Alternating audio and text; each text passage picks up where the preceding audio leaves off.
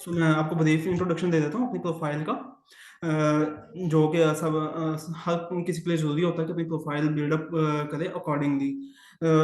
मेरी प्रोफाइल में जो इंटर्नशिप ही मेजर है, जिनमें 6 month of internship agri extension, department of agri extension, उसके अलावा कैबी रावलपिंडी और आयल्स है, जिसकी वजह से एक नॉमिनेशन मिली है मेरी प्रोफाइल को। तेरी आवाज ना जा रही हो। ठीक है। तो बाकी चीजें जो प्रोफाइल को किस तरह ऑप्टिमाइज करना है वो नेक्स्ट में डिस्कस करता हूँ आप लोगों के साथ। तो सबसे पहले बात करते हैं कि जो भी कोई भी स्कॉलरशिप हो उसके लिए जो जनरल डॉक्यूमेंट रिक्वायर्ड होते हैं वो कौन कौन से होते हैं। तो सबसे जो इम्पोर्टेंट है वो एकेडमिक सीवी होती है आप लोगों की। उसके बाद मोटिवेशन लेटर होता है जो हर स्कॉलरशिप के मुताबिक आपको लिखना पड़ता है। तीसरे नंबर पे आता है रिकमेंडेशन लेटर जो आपको अपने टीचर से चाहिए होता है। बेसिकली होता ही है कि एक टीचर आपको रिकमेंड करता है, वो खुद लिखता है आपके बारे में, लेकिन हमारे यहाँ ये होता है कि हमें लिखना खुद पड़ता है, उसके बाद टीचर से साइन वगैरह करवाने पड़ते हैं। इन तीनों डॉक्यूमेंट्स को हम बाद में अलग-अलग डिस्कस करेंगे कि इनको किस तरह क्रिएट करना है। उसके बाद चौथे नंबर पे है आपका ट्रांसक्रिप्ट ऑफ कोर्स, भी लगा जिसे आप डीएमसी कहते हैं क्या? यूनिवर्सिटी में। उसके बाद है आपकी डिग्री। अच्छी है अगर आपके जो प्रोग्राम है वो कंप्लीट हो चुका है, डिग्री या प्रोविजनल सर्टिफिकेट, अगर ये दो नहीं है तो इसकी जगह पे आपको होप सर्टिफिकेट बनवाना पड़ता है डीन ऑफिस की तरफ से। उसके बाद आपका पासपोर्ट है, ये भी मैंडेटरी है। ये पुलिस कैरेक्टर सर्टिफिकेट है, ये कुछ स्कॉलरशिप में जरूरी होता है, कुछ में नहीं। जिस तरह कुछ यूके की कुछ स्कॉलरशिप्स हैं कॉमनवेल्थ की, वो एचईसी के थ्रू होती हैं, उनमें ये चीज जरूरी होती है। उसके बाद आपका लैंग्वेज प्रोफिशिएंसी सर्टिफिकेट या आर्ट्स, ये एक इम्पोर्टेंट डॉक्यूमेंट है जो आपको अपनी एप्लीकेशन के लिए चाहिए होता है। अब लैंग्वेज प्रोफिशिएंसी क्या जो कह है वो रही आप क्या अपने यूनिवर्सिटी से बनवा आपके सकते हैं। पे उसके ऊपर जाती उसमें है लिखा होता है कि क्या आपकी जो कह रही है मोड ऑफ कम्युनिकेशन है और क्या कह एग्जामिनेशन रही थी थ्रू मैं आउट डिग्री सारी का वही बात है उसका ना मैंने इंग्लिश कहा में। मैं कह रही थी मैं कहती है ओके मैंने कहा डीजीपी से प्लीज बाहर काइंडली भी म्यूट दिस जाना है पार्टिसिपेंट। कल फिर मैं सारा दिन काइंडली ऑफलाइन रहूंगी सॉरी काइंडली अपना माइक म्यूट कर लें, जो जिन्होंने माइक ओपन किए माइक म्यूट कर लें। और जो क्वेश्चन के मैसेजेस कर रहे हैं वो आप काइंडली अपने पास लिखते जाएं। जैसे ही सेशन एंड होगा इंशाल्लाह वो सारे क्वेश्चन के आंसर आपको करेंगे। यस प्लीज स्टार्ट करें भाई। डॉक्यूमेंटेशन में एक इम्पोर्टेंट चीज है डॉक्यूमेंट की अटेस्टेशन, जो आपको मोस्टली तो वीजा के लिए चाहिए होती है, लेकिन कुछ स्कॉलरशिप्स हैं यूरोप की, जैसे यूनिवर्सिटी ऑफ हेलसिंकी फिनलैंड है, वो आपके अटेस्टेड डॉक्यूमेंट रिक्वायर करती है। उसके लिए कौन से डॉक्यूमेंट कहाँ कहाँ से आप लोगों ने अटेस्ट करवाने हैं, वो ये आपके जो मैट्रिक और इंटरमीडिएट के डॉक्यूमेंट हैं, फर्स्ट आप उन्हें अपने बोर्ड से अटेस्ट करवाएंगे। सिर्फ जो आपके रिजल्ट कार्ड नहीं, डिग्री जो है आपकी, सिर्फ उसे ही टेस्ट करवाना है, उसी की जरूरत होती है। जो आपके रिजल्ट कार्ड होते हैं उनकी जरूरत नहीं होती कहीं भी। अपनी डिग्री को पहले अपने बोर्ड से टेस्ट करवाएं, वो आपको एक सील्ड इनवेलप में देंगे, उसके बाद उसे आईबीसीसी से अटेस्ट करवाएं। ये दो स्टेप जो है टाइमली ही करवा दें। उसके बाद तीसरा स्टेप होता है मोफा का, मिनिस्ट्री ऑफ फॉरेन अफेयर्स। आपके जितने भी डॉक्यूमेंट होंगे वो सारे मोफा से टेस्ट करवाने पड़ेंगे वीजा के लिए, इसलिए ये जो मोफा वाला स्टेप है, ये आप सबसे एंड जब आपका स्कॉलरशिप हो जाएगा तो उसके बाद करवाइएगा, ताकि आपकी जो दूसरे डॉक्यूमेंट्स हों मेडिकल वगैरह वो भी आप साथ ही टेस्ट करवा दें एक ही दिन में। जो आपके बैचलर्स और मास्टर्स की के डॉक्यूमेंट्स हैं, जिनमें आपकी ट्रांसक्रिप्ट आ जाती है, आपका डिग्री प्रोविजनल सर्टिफिकेट होता है, वो आप एचईसी से अटेस्ट करवाएंगे पहले, उसके बाद आप मोफा से करवाएंगे। ये जनरल स्कॉलरशिप है जो कॉमनली ओपन ओपन है इस वक्त। ये कॉमनवेल्थ स्कॉलरशिप्स जो हैं ये आई थिंक क्लोज हो गई हुई हैं अब। उस स्टाइपेंडियम हंगेरिकम भी। और ये जनरल है। हमारा जो आज का मेन टॉपिक है या मेन स्कॉलरशिप है वो एरास्मस मंडस है, तो हम डायरेक्ट उसी की तरफ ही मूव ऑन करते हैं। तो आप लोग ये वाले बेशक स्क्रीनशॉट ले लें, ये वाले एक्सप्लोर कर दीजिएगा ये अपॉर्चुनिटीज। ठीक है। उसके चलें स्टार्ट करते हैं। एरास्मस मंडस स्कॉलरशिप क्या है, और इसके बारे में इंफॉर्मेशन आपको सारी बता देता हूँ। ये यूरोपियन यूनियन की तरफ से एक स्कॉलरशिप प्रोग्राम है। यूरोपियन यूनियन के अंदर अराउंड 26 कंट्रीज इंक्लूडेड हैं। ये आपका जो एक प्रोग्राम है वो एट लीस्ट किसी भी दो डिफरेंट कंट्रीज में होता है, 2 डिफरेंट कंट्रीज में हो सकता है। टोटल 193 प्रोग्राम्स हैं जो कि अब इंक्रीज होकर 201 हो चुके हैं।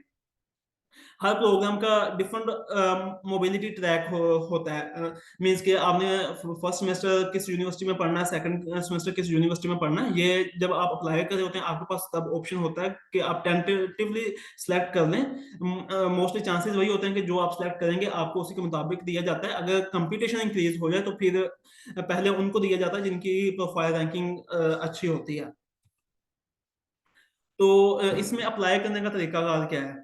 सबसे पहले तो आपने अपना रेलिवेंट प्रोग्राम ढूंढना है जिसका मैंने लिंक यहाँ पे दिया हुआ है। अगर आप लोगों के पास लिंक नहीं है कोई बात नहीं, आप सिंपल गूगल भी करेंगे ना एरास्मस मंडस कैटलॉग, तो इन प्रोग्राम का पेज आपके पास टॉप पे आ जाएगा। ठीक है, मैं आपको वो भी ओपन करके दिखा देता हूँ सारा। उसके बाद दूसरा स्टेप होता है कि इवेल्युएटिंग क्राइटेरिया आपने चेक करना है कि वो किस बेस पे आपको इवेल्युएट कर रहे हैं और सारा डेडलाइन क्या है। उसके बाद जो उनके डॉक्यूमेंट रिक्वायर्ड होंगे वो आपने अपने डॉक्यूमेंट प्रिपेयर करने हैं और अपना मोटिवेशन लेटर लिखना है। जो उन्होंने क्वेश्चन पूछे होंगे या जिस टाइप का मोटिवेशन लेटर उन्होंने मांगा हुआ होगा वो उस तरह का पर्सनलाइज्ड लिखना है। एक जनरल लिख के हर स्कॉलरशिप में अप्लाई नहीं करना, दैट थिंग कांट वर्क। उसके बाद जो अपनी होती है एप्लीकेशन वो टाइमली सबमिट करवानी है।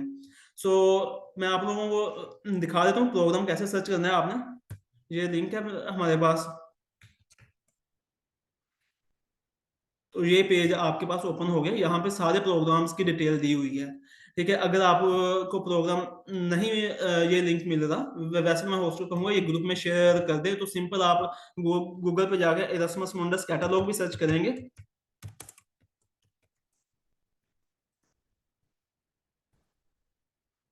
तो भी जो टॉप पे आ रहा है वो यही पेज है।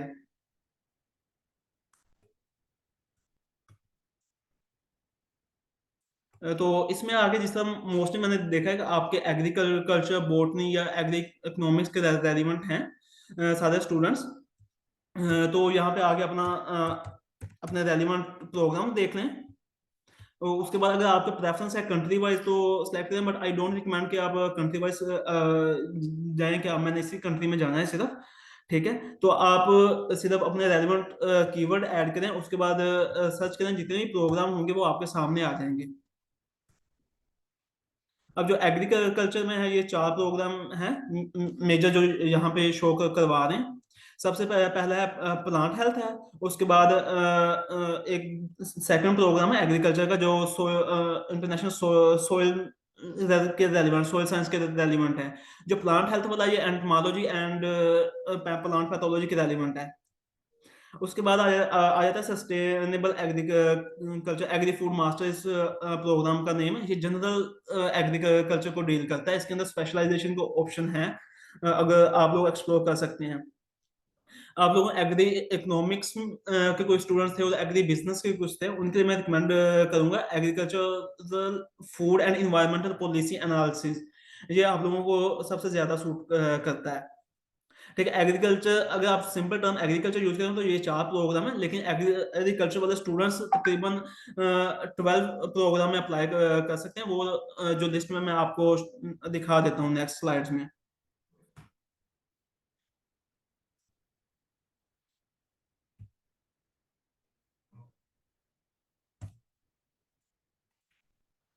तो अब एरास्मस मुंडस स्कॉलरशिप के स्टाइपेंड के बारे में बात कर लेते हैं कि इसका स्टाइपेंड वाला कितना। जो इसमें 2 तरह के स्टाइपेंड होते हैं, क्योंकि ये प्रोजेक्ट होता है। एक प्रोग्राम जो है वो एक स्पेसिफिक प्रोजेक्ट होता है जिसकी एक स्टार्टिंग डेट होती है, एक डेडलाइन होती है। जो ओल्ड प्रोजेक्ट हैं उनका स्टाइपेंड है 1000 यूरोज मंथली प्लस 3500 यूरो जो इंस्टॉलेशन कॉस्ट होती है, जो आपको हर साल के स्टार्ट में दी जाती है, ताकि आप इनिशियल जो सेटलमेंट है वो इसी में कर सके। आपको ट्रैवल एक्सपेंसेस जो है वो भी इसी में कवर होते हैं। जो अब न्यू स्कीम है उसमें ये 3500 इंस्टॉलेशन कॉस्ट उन्होंने खत्म कर दी हुई है, इनिशियल सेटलमेंट कॉस्ट नहीं वो पे करते हैं, स्टाइपेंड इंक्रीज करके 1400 यूरो कर दिया है, जो कि अगर आप 1400 यूरो को 24 पे से मल्टीप्लाई कर लें तो वो इस अमाउंट से ज्यादा ही बनता है। उसके अलावा ये इरासमस का सबसे बड़ा बेनिफिट है, ये टॉप पेड स्कॉलरशिप में से एक है। उसके अलावा इसमें इंटरनेशनल मोबिलिटी होता है कि आप मल्टीपल यूनिवर्सिटीज में पढ़ सकते हैं, उससे आपको एक्सपोजर डिफरेंट मिलेगा, आप अपने मुताबिक सब्जेक्ट चूज कर सकते हैं, ये एक आपको ऑप्शन मिल जाता है इसमें। उसके अलावा यहाँ पे एक क्वालिटी इंश्योरेंस का एक अच्छा ऑप्शन है आपके पास, कि जो आपकी फील्ड के रेलिवेंट है इंस्टीट्यूट आप वहां पे जा सकते हैं। उसके अलावा जो आप इंटर्नशिप की अपॉर्चुनिटी अच्छी मिल जाती है, क्योंकि एरास्मस मंडल्स वालों को एक प्रेफरेंस दी जाती है हर प्लेटफॉर्म पे। उसके अलावा कल्चर एक्सचेंज एक बहुत अच्छा कॉम्बिनेशन होता है इसमें, क्योंकि ऑलमोस्ट हर स्टूडेंट जो होता है वो किसी डिफरेंट कंट्री से होता है एक क्लास में, जिसकी वजह से आपको मल्टीपल कल्चर एक्सपीरियंस करने का मौका मिलता है। उसके अलावा एरास्मस मंडल्स स्टूडेंट्स को प्रेफरेंस दी जाती है कि उनके वीजा के लिए, इवन के जिस तरह हम स्पेन में हैं तो नॉर्मल स्पेन का student visa 3 month time consume करता है इशू होने में। हमारा वीजा जो है वो सिर्फ 10 से 12 दिन में ही हमें मिल गया था, ये सिर्फ एरास्मस मंडल स्कॉलर होने की वजह से।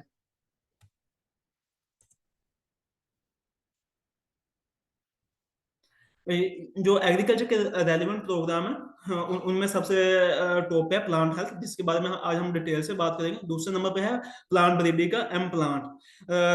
थर्ड पे है forest and nature management. Soil science में है जो एमएस प्रोग्राम मैंने आपको अभी दिखाया था स्क्रीन पे।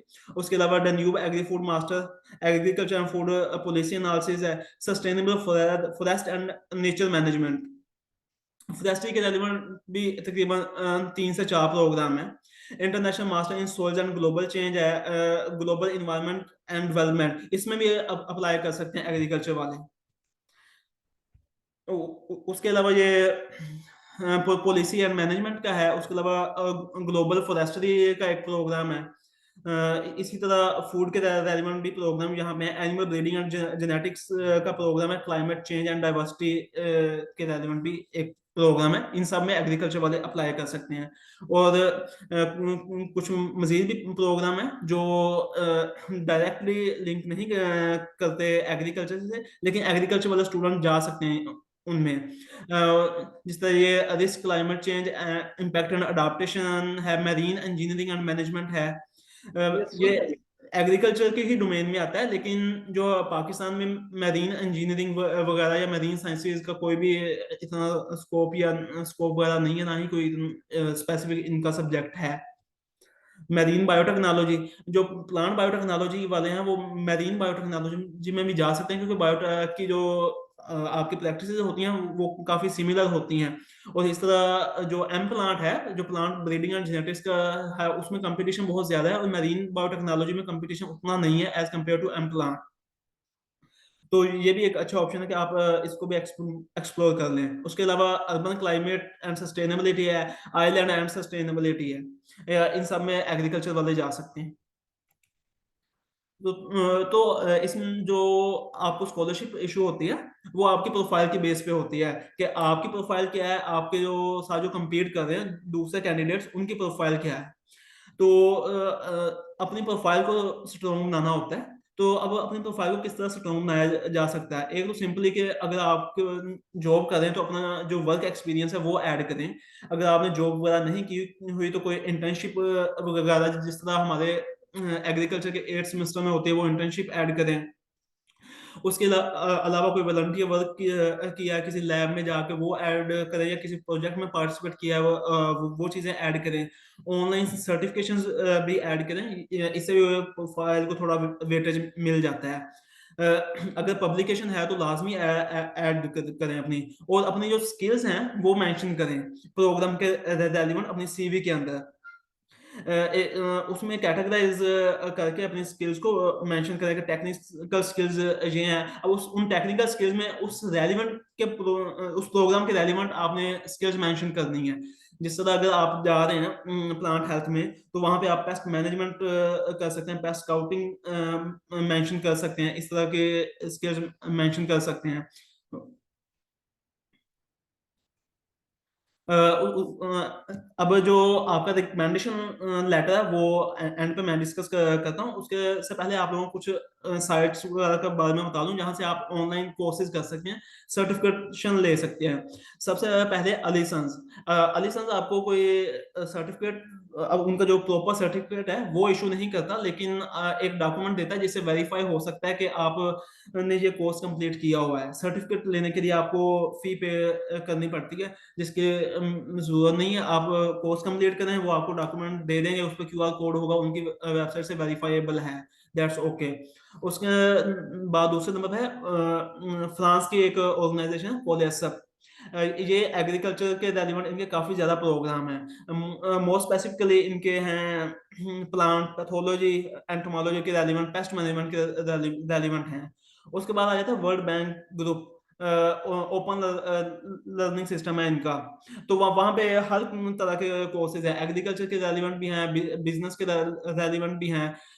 जो भी यूएन के 17 गोल्स हैं, सस्टेनेबल डेवलपमेंट गोल्स, उनके रेलिवेंट कोर्सेज यहाँ पे मौजूद हैं। उसके बाद थर्ड पे यूडेमी है।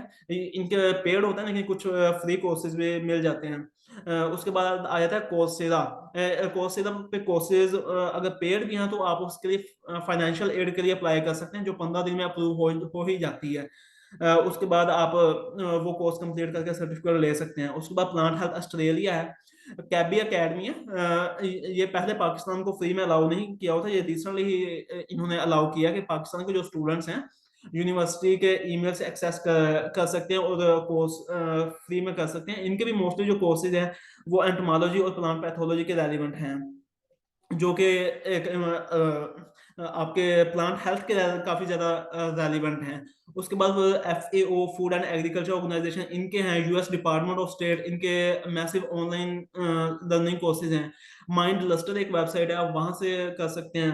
अगर आपने टेक्निकल कोर्सेज वगैरह करने हैं, रिसर्च के रेलिवेंट या प्रोजेक्ट मैनेजमेंट, तो वो गूगल डिजिटल गैराज, इनके के कोर्सेज भी फ्री में अवेलेबल हैं। इनके 6 मंथ की स्पेशलाइजेशन होती है, आप वो कर लें, उसके बाद वो जॉब भी ऑफर करते हैं। अब आपने कुछ जो एरास्मस मंडस के स्कॉलरशिप है वो तो हम बता रहे हैं यहाँ पे, इनके अलावा और भी स्कॉलरशिप्स हैं, काफी ज्यादा है, हर कंट्री की हैं। वो आपने कहाँ से सर्च करनी है? एग्रीकल्चर के रेलिवेंट है एग्री डिस्क प्लेटफॉर्म, ये लिंक्डइन पे भी है, इनकी वेबसाइट भी है, और आई थिंक ट्विटर पे भी है। वहां पे ये स्पेसिफिकली एग्रीकल्चर के रेलिवेंट ये सेंड कर रहे होते हैं पोजीशंस, किस लैब में मास्टर्स के लिए या PhD के लिए पोजीशन अवेलेबल है। उसके अलावा दूसरे नंबर है ब्राइट स्कॉलरशिप, ये एक वेबसाइट है, ये काफी बेनिफिशियल है इस हवाले से। उसके अलावा फेसबुक के कुछ ग्रुप्स हैं जिनमें स्कॉलरशिप नेटवर्क है, इरास्मस फंड्स के भी कुछ ग्रुप्स हैं, आप वो भी ज्वाइन कर सकते हैं। और उसके अलावा अगर आपने यूनिवर्सिटीज एक्सप्लोर करनी है तो वो US न्यूज, ये एक वेबसाइट है, आप यहाँ से जाके यूनिवर्सिटीज एक्सप्लोर कर सकते हैं आप अपने सब्जेक्ट के हवाले से। उसके अलावा एक स्कॉलरशिप पोर्टल, ये सिर्फ वेबसाइट्स हैं जहाँ पे आपको स्कॉलरशिप के बारे में इंफॉर्मेशन दी जाती है। एक क्वेश्चन था कि IELTS जरूरी है या नहीं है, उसका मैं आंसर कर दूं कि मैंडेटरी नहीं है, कि लाजमी नहीं है कि आपके पास IELTS हो, IELTS के बगैर भी आपका स्कॉलरशिप हो जाएगा। लेकिन अगर आपके साथ जो compete कर रहे हैं दूसरे स्टूडेंट्स, उनकी प्रोफाइल में IELTS हुआ तो उनको प्रेफरेंस मिलेगी। ठीक है, तो आर्ट्स के प्रिपरेशन के लिए भी ये कुछ मटेरियल मैंने ऐड किया हो, आप कहाँ कहाँ से कर सकते हैं। मैंने खुद आर्ट्स यहीं से प्रिपेयर करके दिया है, किसी अकेडमी से तैयारी नहीं की थी, असल याकूब जो है, इनका यूट्यूब चैनल है, ये बेस्ट है आपके रीडिंग की प्रैक्टिस के लिए। अगर आपने राइटिंग की प्रैक्टिस करनी है तो लिली आयट्स इसका यूट्यूब चैनल भी है, और आयट्स ऐसे बैंक ये एक वेबसाइट है। आप यहाँ से अपनी राइटिंग की प्रैक्टिस कर सकते हैं। उसके बाद आ जाते हैं रमन आयट्स, ये इंडिया का एक यूट्यूब चैनल है, ये राइटिंग और स्पीकिंग इन इन दोनों में काफी हेल्प कर देता है। रीडिंग का पोर्शन भी इनका अच्छा है। उसके अलावा आयट्स एडवांटेज है, इनका यूट्यूब चैनल भी है, वेबसाइट भी है, आप वहां से कंसल्ट कर सकते हैं। ये भी काफी अच्छे तरीके से समझाते हैं। मोस्टली इनके कोर्सेज पेड होते हैं, लेकिन कुछ टाइम के लिए ये फ्री देते हैं, 7 दिन के लिए या 3-4 दिन के लिए। उसके बाद है कैम्ब्रिज की बुक से आप प्रैक्टिस कर सकते हैं। उसमें मैं रिकमेंड ये करूंगा कि आप तकरीबन 17 या अब 18 शायद बुक्स हो गई हूँ, जब मैंने की थी तब 16 थी। तो आर्ट्स के दो तरह का एग्जाम हो सकता है, एक ओल्ड वर्जन के मुताबिक, एक न्यू वर्जन के मुताबिक। तो आप दोनों की प्रैक्टिस कर लें, क्योंकि वो ये नहीं कंफर्म किया उन्होंने कि वो जो न्यू वर्जन है उसे कम्प्लीटली अडॉप्ट कर रहे हैं या नहीं कर रहे। तो अब आप पहली 5 और आखिरी 5 बुक्स लेके उनसे प्रैक्टिस कर लें, आपकी दोनों तरह की प्रैक्टिस हो जाएगी। उसके अलावा स्पीकिंग के एक प्रॉब्लमैटिक थिंग है जो पाकिस्तानी स्टूडेंट्स को फेस करें, उसका हल ये है कि डिस्कॉर्ड पे चैनल है आर्ट्स प्रिपरेशन के नाम से, आप वो ज्वाइन कर ले। वहां पे हर वक्त रूम में कोई ना कोई अवेलेबल होता है प्रैक्टिस करने के लिए। आप उनके साथ प्रैक्टिस करें। आप प्रैक्टिस कैसे करनी है, क्या चीज पूछें, तो इन मक्कर आयर्स स्पीकिंग बुक है, ये हर साल ये 3 से 4 बुक्स पब्लिश करते हैं। हर क्वार्टर की एक बुक होती है, जिसमें उन्होंने पास पेपर से या क्वेश्चन वगैरह उठाए हुए होते हैं, क्वेश्चन भी होते हैं, उनके आंसर भी होते हैं।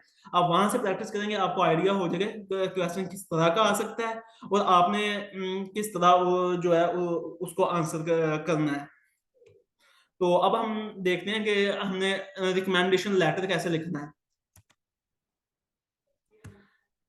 जो रिकमेंडेशन लेटर है, ये बेसिकली टीचर लिख के देता है। अगर आपको टीचर कह देता है कि आप लिखें रिकमेंडेशन लेटर और ले आए मेरे पास, मैं साइन कर देता हूं, तो आपको खुद लिखना पड़ेगा। अब आपने किस तरह लिखना है। रिकमेंडेशन लेटर जो है वो हमेशा थर्ड पर्सन में लिखा जाता है, ही और शी में। कुछ स्टूडेंट के मैंने देखे मीन्स कि वो खुद अपने लिए लिख रहे हैं, तो वो जो है वो फर्स्ट पर्सन में लिख रहे हैं कि मीन्स के आई में। इससे वो पढ़ने वाले को पता चल जाता है ये तो खुद अपने बारे में लिख रहा है, लेकिन जो रिकमेंडेशन है वो आपका टीचर आपके बारे में लिख रहा होता है, इसलिए उसे हमेशा थर्ड पर्सन में लिखना है। तो अब मैं आपको 2 सैंपल्स भी दिखा देता हूँ रिकमेंडेशन लेटर के। आप दो तरह से लिख सकते हैं। एक ये है कि आप एक जनरल सा लिख लें, जिसके अंदर आप जनरल खूबियां बयान कर दें जो आम बेशक स्टूडेंट में कम ही होती हैं, कि ये क्लास में पार्टिसिपेट करता है, इसकी एक्स्ट्रा करिकुलर एक्टिविटीज भी अच्छी हैं, जीपीए वगैरह भी अच्छा है। एक दूसरा तरीका ये होता है कि उसमें पर्सनलाइज करके लिख रहा होता है टीचर, कि उसमें बताया हुआ था कि ये इस प्रोजेक्ट में मेरे साथ काम किया हुआ है, और इसकी इस एक्टिविटी में इसने इस तरह पार्टिसिपेट किया है। वो चीजें मैं आपको दिखा देता हूँ।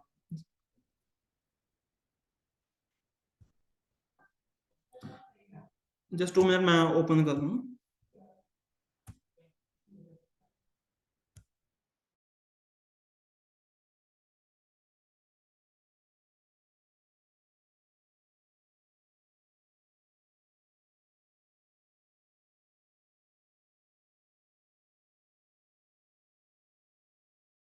बाकी मैं अपनी में अपने पार्टिसिपेंट को यही सजेस्ट करूंगा कि जो आपको स्पीकर बता रहे हैं आप उसे काइंडली नोट करते जाएं, और ये बार बार माइक ओपन करने से या मैसेज करने से काइंडली अवॉइड करें। आप क्वेश्चन लिखते जाएं, इंशाल्लाह आपको सेशन के एंड पे टाइम दिया जाएगा, और आपका जो भी क्वेश्चन है वो आप पूछ सकते हैं।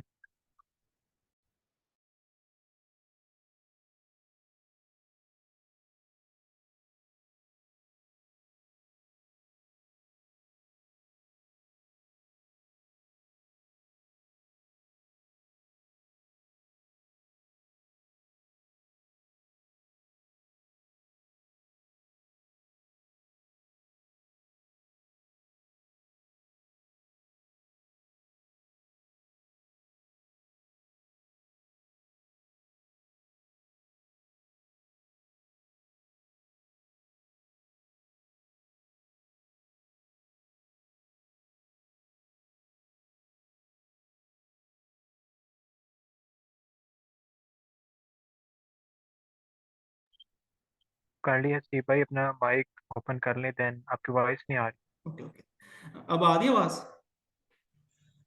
हाँ जी, अब आ रही। ओके, जो आपका रिकमेंडेशन लेटर है ये हमेशा यूनिवर्सिटी के ऑफिशियल लेटर हेड पे ही बनवाएं। मीन्स के जो ऊपर लेटर हेड हो वो यूनिवर्सिटी का जो ऑफिशियल हो वही यूज करें। अब आई थिंक मेरे वाला ये जो है ये ऑफिशियल नहीं है, तो वो कंफर्म करके उसी पे बनाइएगा। अगर आपकी टीचर के साथ अच्छी बॉन्डिंग है, मीन्स कि वो आपको बार बार साइन करके दे सकता है, तो आप पर्सनलाइज्ड स्कॉलरशिप के लिए ही रिकमेंडेशन लेटर बनवाएं। फॉर एन एग्जांपल कि जब वो लिखे तो उसी के अंदर मेंशन करे कि वो किस प्रोग्राम के लिए रिकमेंडेशन लेटर दे रहा है। जिस तरह अगर आप ये देखेंगे तो इसके अंदर वो चीज़ मेंशन नहीं की हुई। ठीक है।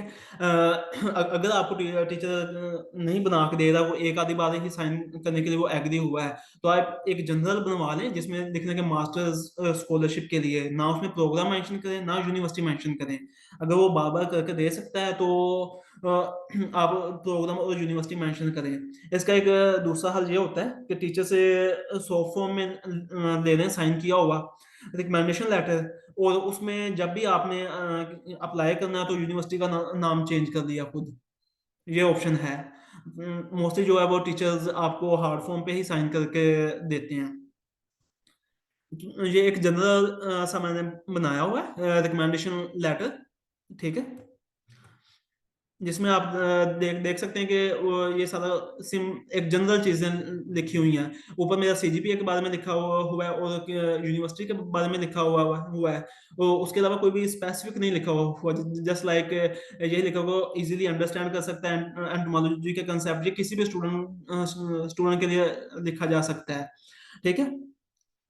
अब इसमें थोड़ी थोड़ी सी पर्सनलाइजेशन है कि उसने एग्रीवर्सिटी स्काउट ग्रुप में काम किया हुआ है। उसके अलावा कैबी रीजनल बायोसाइंस सेंटर में भी इसकी इंटर्नशिप है। ये एक है कि उसकी एक्टिविटीज के बारे में ही मेरी में बताया हुआ उन्होंने। ये नहीं बताया हुआ कि उनका जो मेरे साथ इंटरेक्शन था वो कैसा रहा है। ठीक है, पर्सनलाइज्ड इंटरेक्शन नहीं है इस वाले में। मोस्टली जो स्टूडेंट्स हैं उनके पास इसी तरह का ही रिकमेंडेशन लेटर होता है। लेकिन मैं आपको रिकमेंड करूंगा कि आप इसको पर्सनलाइज लिखें। आपने उस टीचर के साथ किसी प्रोजेक्ट में काम किया हुआ है, कोई ऐसा मूवमेंट हो कि जिसकी वजह से वो आप उस टीचर को याद हो कि ये मेरा स्टूडेंट है, तो आप वो चीजें मेंशन करें। जैसे अभी मैं आपके पास आपके साथ एक और शेयर करता हूँ, वो थोड़ा सा मैंने पर्सनलाइज लिखा हुआ है। स्टार्टिंग में वही चीजें सारी जो एक जनरल में होती हैं, जिसके बारे में आपके यूनिवर्सिटी के डिग्री के बारे में बताया हुआ होता है, और उसके बाद टीचर अपने सब्जेक्ट्स के बारे में बताता है कि मैं ये सब्जेक्ट इस स्टूडेंट को पढ़ाए हुए हैं। ठीक है।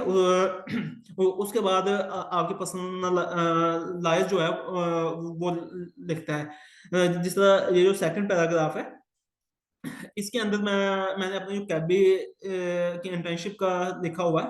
तो उसके साथ यही टीचर जो हैं ये मेरे सुपरवाइजर भी थे जो यूनिवर्सिटी की तरफ से थे। तो उसमें उन्होंने ये रजिस्टर क्लियर लिखा, further he answered our tricky question very efficiently until we were fully satisfied with his answers. ठीक है। एक ये चीज कि अब वो पर्सनलाइज जैसे एक स्टूडेंट के लिए ही लिखा हुआ है। उसके अलावा ये ड्यूरिंग वाइवा का है, ये चीज एक इम्पोर्टेंट लिखी हुई है जिसके अंदर इससे ये शो हो जाता है कि जो आप एकेडमिकली स्ट्रांग हैं। उसके अलावा आप आपकी जो इंटरपर्सनल स्किल्स होते हैं वो भी जरूरी होते हैं किसी भी डिग्री के लिए। तो कोशिश करें कि आप अपने एकेडमिक प्रोग्राम एकेडमिक स्किल्स भी, इंटरपर्सनल स्किल्स भी और को करिकुलर एक्टिविटीज ये सारी सारी चीजें मेंशन करवाएं। तो उसी तरह ये जो नेक्स्ट पैराग्राफ है जिसमें उन्होंने मेंशन किया हुआ है कि कोविड की क्लासेस में इस तरह इस बंदे ने पार्टिसिपेट किया। तो आप इस तरह अपना स्पेसिफिक लिखें। इससे ये होगा कि आपका जो रिकमेंडेशन लेटर होगा वो बाकी सबसे डिफरेंट होगा। अगर किसी ने जनरल लिखा भी हुआ तो आपका जो रिकमेंडेशन लेटर है वो आपको वेटेज देगा। तो ये चीज़ आपने लाजमी मद्देनजर रखनी है। उसके अलावा बाकी जनरल चीज़ें ही हैं जिस तरह इसमें लिखी हुई हैं। एंड पे कंक्लूडिंग सेंटेंस में भी मेंशन करें, जिस तरह मैंने यहाँ पे मेंशन किया हुआ masters of agronomics and agriculture technologies यहाँ पे मेंशन किया हुआ है, और स्कॉलरशिप का नेम जो है वो यहाँ पे मेंशन किया हुआ है, तुर्की बुर्सलरी स्कॉलरशिप। अगर आपके टीचर के साथ अच्छे ताल्लुक हैं तो फिर आप इसी तरह लिखें कि स्कॉलरशिप का नाम भी मेंशन करें, ठीक है, अपनी डिग्री का भी मेंशन करें, और डिग्री का नाम भी मेंशन करें, ठीक है। अदरवाइज जो है आप एक जनरल बनवा दें, फिर उसे अगर शॉर्ट फॉर्म में है तो उसे एडिट करते जाएं। तो अभी जिस तरह मैं अभी आपको बता रहा था कि वेटेज का, तो एक इम्पोर्टेंट चीज मैं डिस्कस करना भूल गया कि आपने जब भी अप्लाई करना सबसे पहले देखने के उसके लिए जरूरी क्या चीजें हैं। तो हम जो एरास्मस मुंडस का प्लांट हेल्थ का प्रोग्राम है, इसका सिलेक्शन क्राइटेरिया देख लेते हैं कि सिलेक्शन क्राइटेरिया क्या है इसके अंदर। इसके अंदर रेफरेंस लेटर जो से वो 20% तो ये हर चीज उन्होंने मोस्टली वेबसाइट पे दी हुई होती है, जिस तरह से उसमें प्लांट हेल्थ दी, ये मींस कि अब तीसरी दफा ये प्रोजेक्ट रिन्यू हुआ है।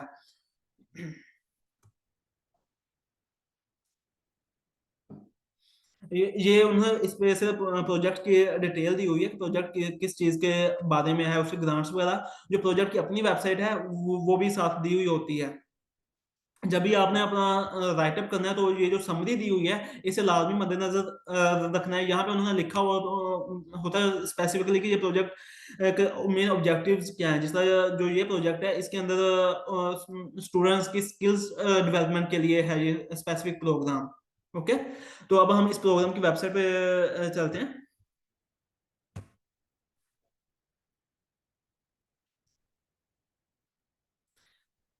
तो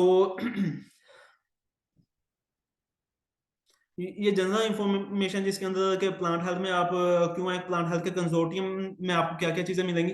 जो प्लांट हेल्थ का कंसोर्टियम ये बेसिकली जितनी भी यूनिवर्सिटीज हैं और उनको मिला के ये कंसोर्टियम बनता है, ठीक है। ये इटली की एक यूनिवर्सिटी है, फ्रांस की 3 यूनिवर्सिटीज हैं, जर्मनी की एक है और स्पेन की एक यूनिवर्सिटीज है। ये सारी यूनिवर्सिटीज आपस में इनका कॉन्ट्रैक्ट होता है जिसमें ये एक कंसोर्टियम होता है।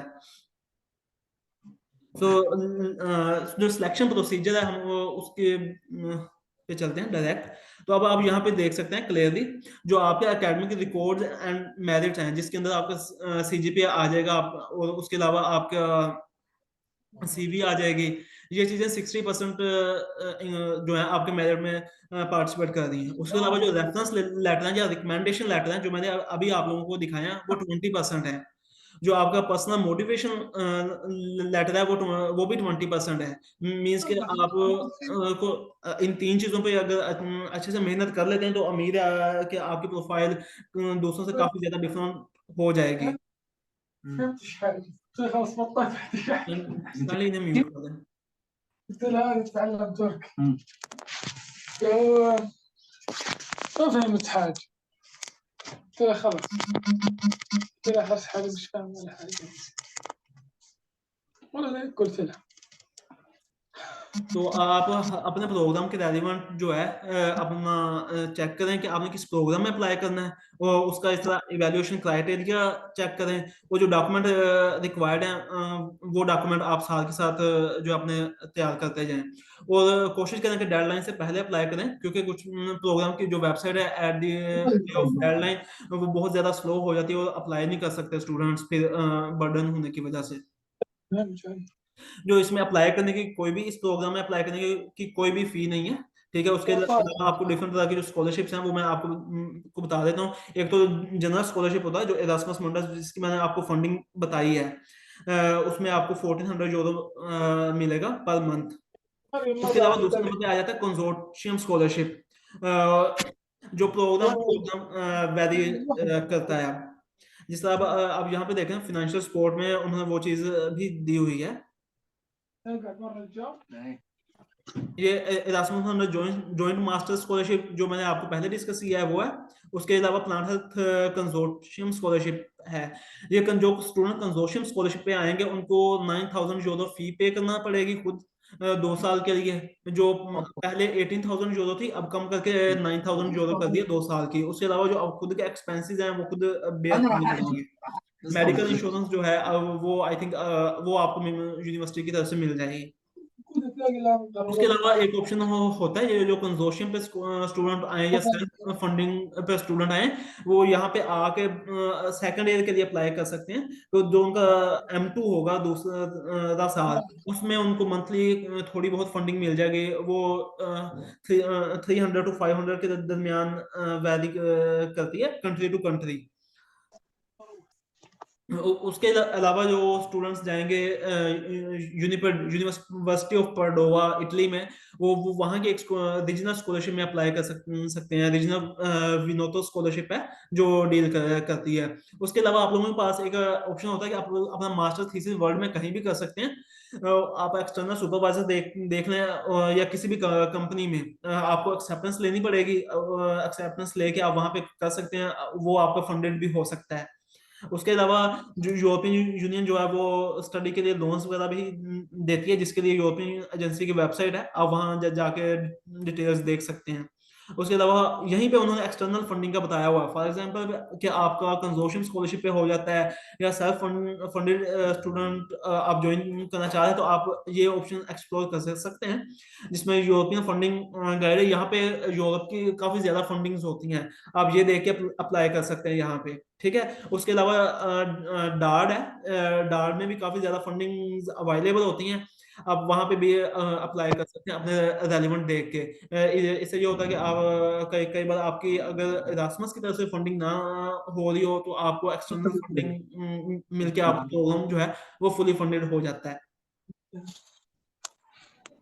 बाकी ये कंट्री वाइज स्पेसिफिक उन्होंने यहाँ पे दी हुई है कि अगर आपने कहीं भी अप्लाई करना तो आप वहां पे अप्लाई कर सकते हैं। बाकी जो है मोबिलिटी का कुछ बता दूं आप लोगों को कि इसके अंदर जो लास्ट टाइम था वो मोबिलिटी थोड़ी सी डिफरेंट थी अब की निस्बत। लास्ट टाइम ये था कि आप जो आपका M1 है आप जर्मनी भी रख सकते थे जो फर्स्ट ईयर है, लेकिन अब वो जर्मनी को खत्म कर दिया। अब जो M1 है वो आप सिर्फ स्पेन और इटली में रखेंगे। जो आपका M2 है वो आप चारों कंट्रीज में से किसी भी कंट्री में रख सकते हैं। ये आपको ऑप्शन अप्लाई करते वक्त मिलेगा। आप लोग अपना जो ऑप्शन है वो तब ध्यान से सिलेक्ट कर लीजिएगा।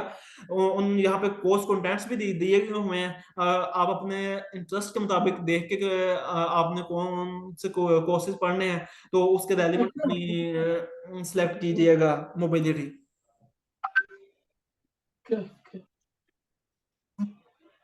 ये सारा उन्होंने प्रोटोकॉल दिया हुआ कि किस सेमेस्टर में कौन सा सेमेस्टर कब खत्म होगा और कब आप लोगों को कौन सी चीज की रिक्वायरमेंट होगी। और यहाँ पे आपको कोर्स कंटेंट दिए हुए हैं जिसमें हर यूनिवर्सिटी का दिया हुआ है। यूनिवर्सिटी ऑफ गोटिंगन के कोर्सेज कौन से होंगे M2 में, इसी तरह M1 के कोर्सेज भी ऊपर दिए हुए हैं। M1 में आप देख सकते हैं सिर्फ 2 यूनिवर्सिटीज ही हैं, एक इटली की पडोवा यूनिवर्सिटी है और एक स्पेन की यूनिवर्सिटी ऑफ पॉलिटेक्निक जो कि होस्ट यूनिवर्सिटी है। और इसमें जो आपको डिग्रीज मिलेंगी वो एक डिग्री मिलेगी, उसके अलावा आपको 2 डिप्लोमा मिलेंगे 1 ईयर के। जो आपकी डिग्री होगी वो प्लांट हेल्थ इन सस्टेनेबल क्रॉपिंग सिस्टम में होगी। उसके अलावा अगर आप सेकंड ईयर यूनिवर्सिटी ऑफ गोटिंगन में करते हैं जर्मनी में, तो वो आपको क्रॉप प्रोटेक्शन का डिप्लोमा इशू करेगी। अगर आप इटली में करते हो तो वो सस्टेनेबल एग्रीकल्चर का करेगी। इसी तरह अगर आप फ्रेंच की यूनिवर्सिटीज में जाते हैं तो वो उनके डिफरेंट नेम्स हैं जिस तरह ये। That's all from my side. So अब जो नेक्स्ट मोटिवेशन लेटर कैसे लिखना है वो अहमद एक्सप्लेन कर देंगे। Okay. Thank you so much for your time and for your valuable contribution in this session. Next मैं अपने सेकंड स्पीकर को इनवाइट करूंगा। सेकंड स्पीकर आज के हमारे हैं अहमद रजा। इनकी जो BSc है वो यूनिवर्सिटी ऑफ एग्रीकल्चर फैसलाबाद से है, major plant breeding and genetics, और अपने माशाल्लाह इटली में अपना MS कंटिन्यू कर रहे हैं। नेक्स्ट मैं इनको रिक्वेस्ट करूंगा कि आप अपना सेशन कंटिन्यू करें। अहमद रजा। Assalamu alaikum. Am I audible to everyone? Yes, please. Yes, okay please continue. चलिए मैं स्टार्ट करता हूँ।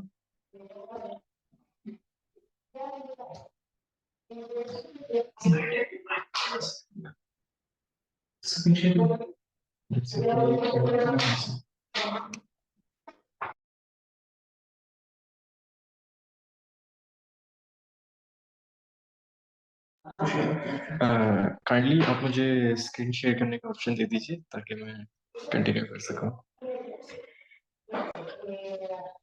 यस हसीब भाई, आप काइंडली इन्हें होस्ट शिफ्ट कर दें, मैंने आपको शिफ्ट किया था, तो देन मुझे इनको मिलेगी स्क्रीन शेयर का ऑप्शन।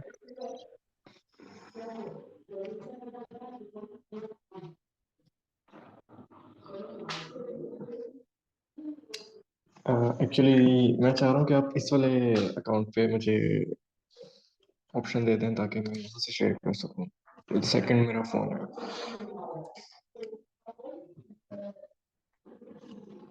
हाँ जी भाई हसीबुर रहमान, आप काइंडली होस्ट शिफ्ट कर दें अहमद भाई को, देन ये अपनी स्क्रीन शेयर कर सकेंगे।